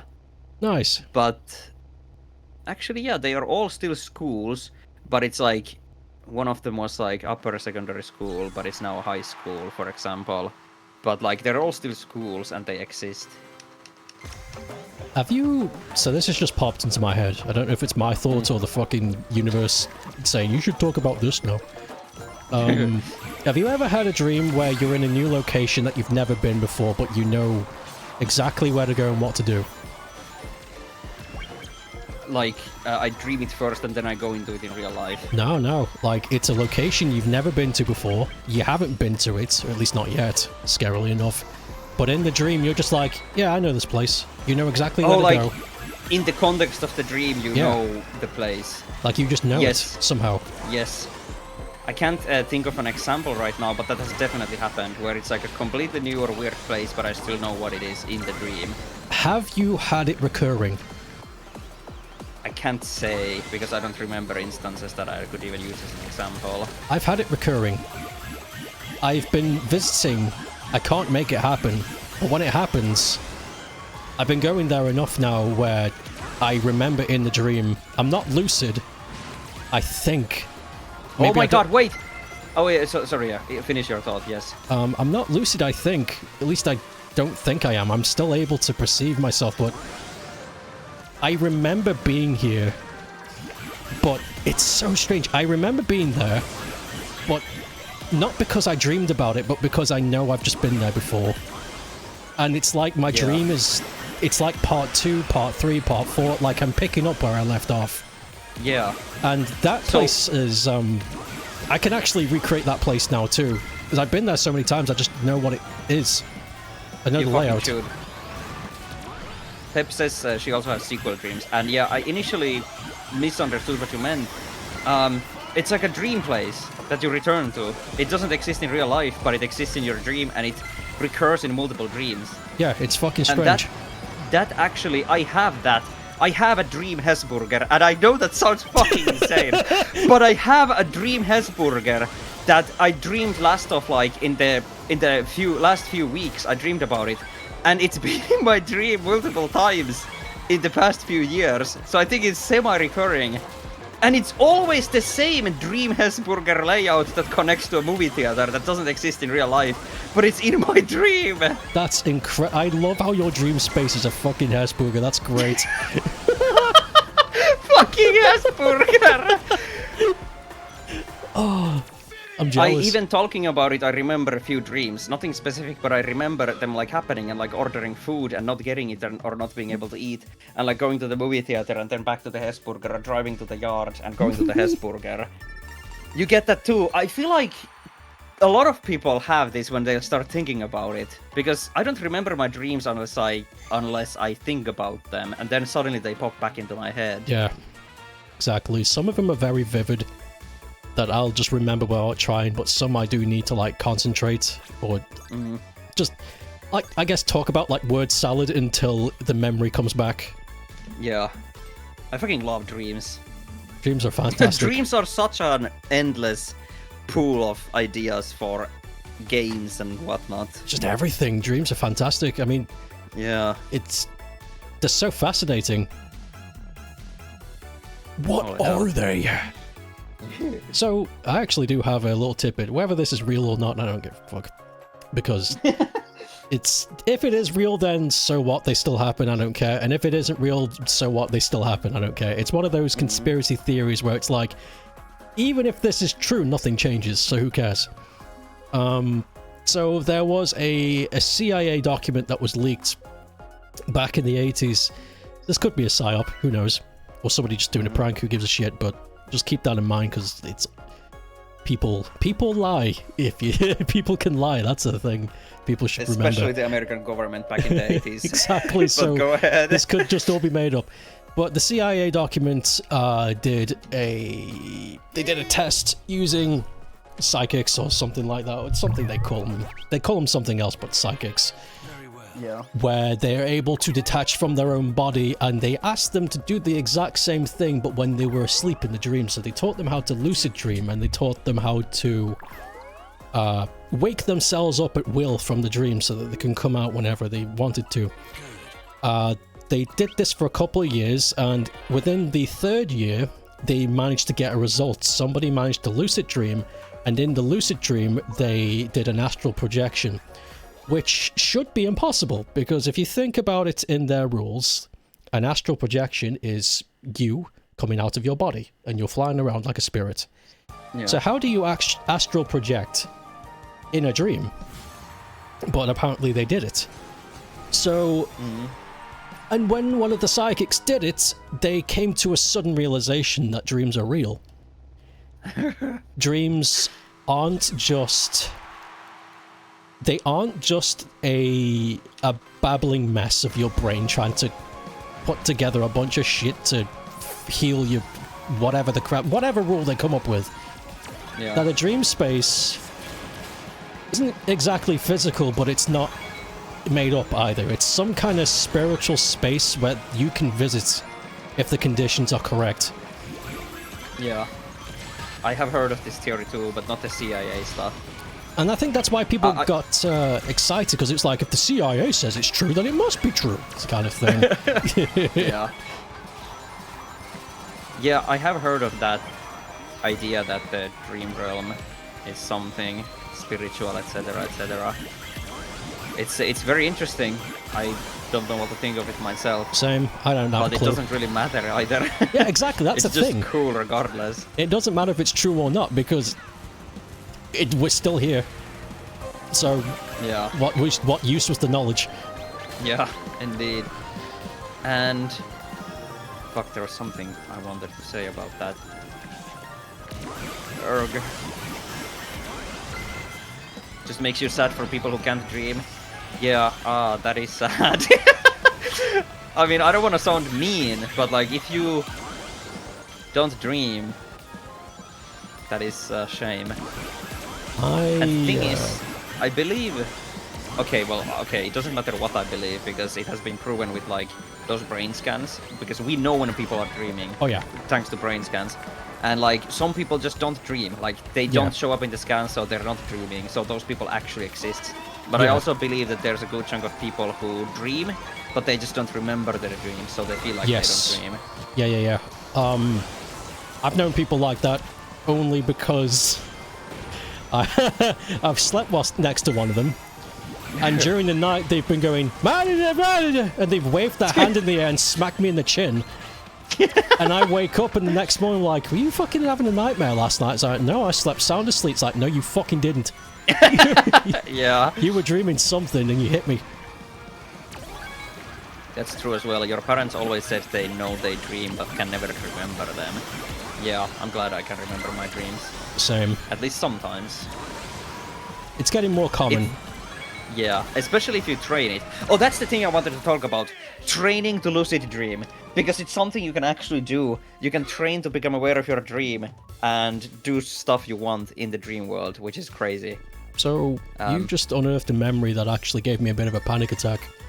Oh no. Is it the fucking... Oh, go ahead. I forgot this memory until just now, and now I've suddenly just have a queasy feeling in my stomach because of how it made me feel. Take it easy. I'm fine, but it's just, you know, it's the shock. It's the, oh god. Yeah. So, I actually did try to train myself to lucid dream, because I do meditate every now and then to try and calm myself. Yeah. Not that I'm not a fucking, before anybody jumps down my throat, I'm not a fucking fool of crystals, you know. I just like to sit and relax for a bit. That I'm not trying to attain a higher self. Jesus. Of course. I just want to relax my brain. I want to train my brain to stop making so much noise. So I thought to myself, it wouldn't be cool if I could lucid dream. I mean, it's basically the same principle. You just got to calm yourself down and realize where you are and what's real. And I achieved it. I achieved the lucid dream. And the way I checked is that when you're asleep, you don't know what time it is. So if you're in the dream and you're lucid dreaming and you want to check, just find the clock. And if it's unreadable, then you've done it. And that's what I did. I was like, holy fuck, I'm lucid dreaming. So I started touching shit and I was walking around.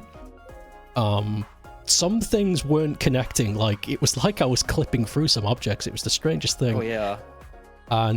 But then I heard a door open, and this big fucking door opened to the left of me. This door was huge. It must have been like 20 feet tall. It was colossal. It's like a door made for a giant. And I just felt this fucking foreboding, like this absolute sense of dread and terror. I was so fucking scared. I could feel myself trying to scream in my body, but it wasn't coming out. And I was telling myself, I need to wake up right now. And there was something coming through the door, and I fucking woke up. Oh, and I don't, that's so cool. I don't know what the fuck that was, but there was everything in my body that was just telling me, you need to get out of here right fucking now. And I hate thinking about it, because I have to consider now. I hate thinking about it because I've got no choice but to consider what that could have been and why my instincts were to run away. If it was something... Why would I know that that was dangerous? And that frightens me. Yeah. Shit, I love dreams, man. Yeah. That is so cool. So I don't lucid dream anymore because I don't want to see him again, whoever that was. It's scary in the moment, but those very vivid nightmares when you're terrified of something silly are always funny to remember. That happens to me more often than not, where it's... I have a crazy fucking nightmare and I wake up scared. I'm scared to close my eyes. And then I write down my dream, and then next evening I remember like, oh shit, I wrote it down, let me read it. And it's like, what the fuck is this? What the fuck is this? This is not scary at all. Yeah, but there are some dreams that I still think back to that still scare me. But yeah, lucid dreaming is so fucking cool. I have had a couple of lucid dreams every now and then, but it's very rare, and I haven't trained to do it, of course. I could. But it's cool. I could give you some hints if you want to try and force it. If you have some tutorials, eat cheese before bed. No, no. So it helps if I go to sleep without any thoughts, which is so difficult. Because when you're sleeping, you're thinking about all sorts of stupid shit, and then you just wait for your body to fall unconscious, and then you wake up. But it was more attainable trying to sleep without any thoughts, which was kind of hard to do because you have to. So you're trying to meditate whilst you're sleeping, which is tough. Oh yeah. Because if you're sleeping, then your consciousness is drifting, which means you're not going to be focusing, and you need to focus to keep the thoughts away. So it's a weird balance. Yeah. But if you can do it, if you can somehow attain absolute nothing whilst sleeping, you should be able to at least have some sort of an awareness whilst you're entering a dream.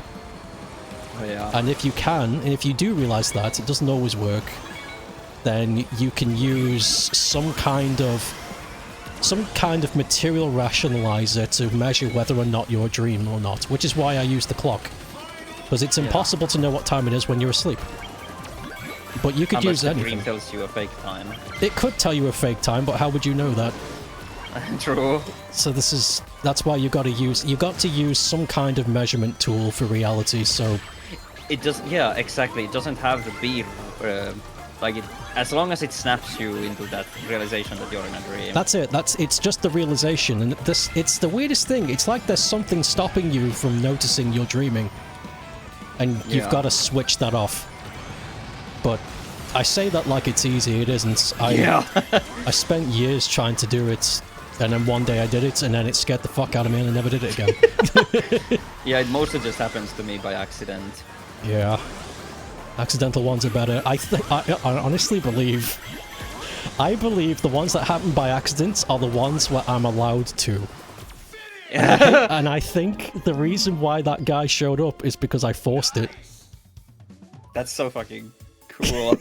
God, this could be a video game. Like LSD Dream Emulator, but like... Fuck, I just think that could make for a good game. Where you have the real world, you just do something, then you go to bed, and you have a randomized dream, and you don't know when it will end, and you will wake up and you have to explore the dream as much as you can. I mean, there's a lot of dream exploration games, but I feel like it could be expanded upon even more. I just want to make one myself. Absolutely. No, yeah, I think... I was gonna say I would do so much to make like some kind of dream game, but where would you begin? Outside of making it aesthetically fun as like some kind of game platform or some shit, I don't really know where to go. Because what do you do other than... I genuinely think the best way would be to have a dream journal and turn that into a game. And if it contains real people, just make up fake people instead. Oh yeah, just replace them. I think that I'm always honestly too is it. tired to write down my dreams in the night, but I should do that more. Yeah. No, you're I wrote right. down that fucking Moomin nightmare I had, and it has fueled me the inspiration. I love the fucking Moomin nightmare. It's so cool. I'm gonna main menu. I think. Oh yeah, it's time. Sonic is over party. Sonic is over. Reminds you of the Rooster Teeth show Crunch Time, where a guy makes a machine that lets people go into dreams, and by the end of it, things go wrong and some fucking entity appears in the last episode. I don't like know what that is, but that sounds cool. I don't like that. That's... Because dreams are crazy because they don't make sense, like real world does. And when we portray dreams in a game or a movie, they make sense, because it's a real world portrayal of the dream. So the concept of a real dream that doesn't make sense being in real life, you can't even comprehend it, because dreams don't make sense in the same way that real world does. Yeah. Yeah, true. Yeah, You're a spoil sport as usual. Dream stuff kind of pisses you off. But what else is new? You don't like anything. Oh well. Oh well. More fun for the rest of us. I'm gonna take my fun and Shove it up my bum. I'm crunching up into a small ball and shove it at my ass. But hell yeah, that was a good Okay. Sonny's. Yeah, that was... I'm gonna quit the Sonny's. Yes, that was a good idea. Oh, Too Who's the tired next to character? articulate. We don't know. who's the next? We Oh don't- yeah, now it's gonna be a secret. Do Mhm. you reckon they're gonna reveal it at the next week I during hope Summer so. Game Fest? I hope they reveal it. And I hope whoever the next 3 characters are kind of in the line of Arle. Yeah, Like please. pure- Sega characters. yeah, pure Sega characters that are like from the legacy IP stuff. Yeah. That's Who what do I you want. Top 2 picks. Sega legacy characters. Want Rystar and Ulala. Oh yeah, definitely. I I want want to those restart two. well. Yep. Ulala would be great too, and fit the game as well. Exactly. Oh well. Any closing words? This was fun as always, so thank you for having me, obviously. Yeah, of course. I don't really have any closing words, not really. Yeah. Just try to relax, you know. Yeah. Take a step back, eat grass, and... No, start grass and take a chill pill. Eat a chill pill. Eat a grass pill and relax. I don't know. Eat an ass pill. But yeah, I'm gonna hop out. Thank you for watching and thank you for playing with me. This was fun. No problem, We'll man. definitely do this again in the future. Absolutely. Bye-bye. Bye-bye.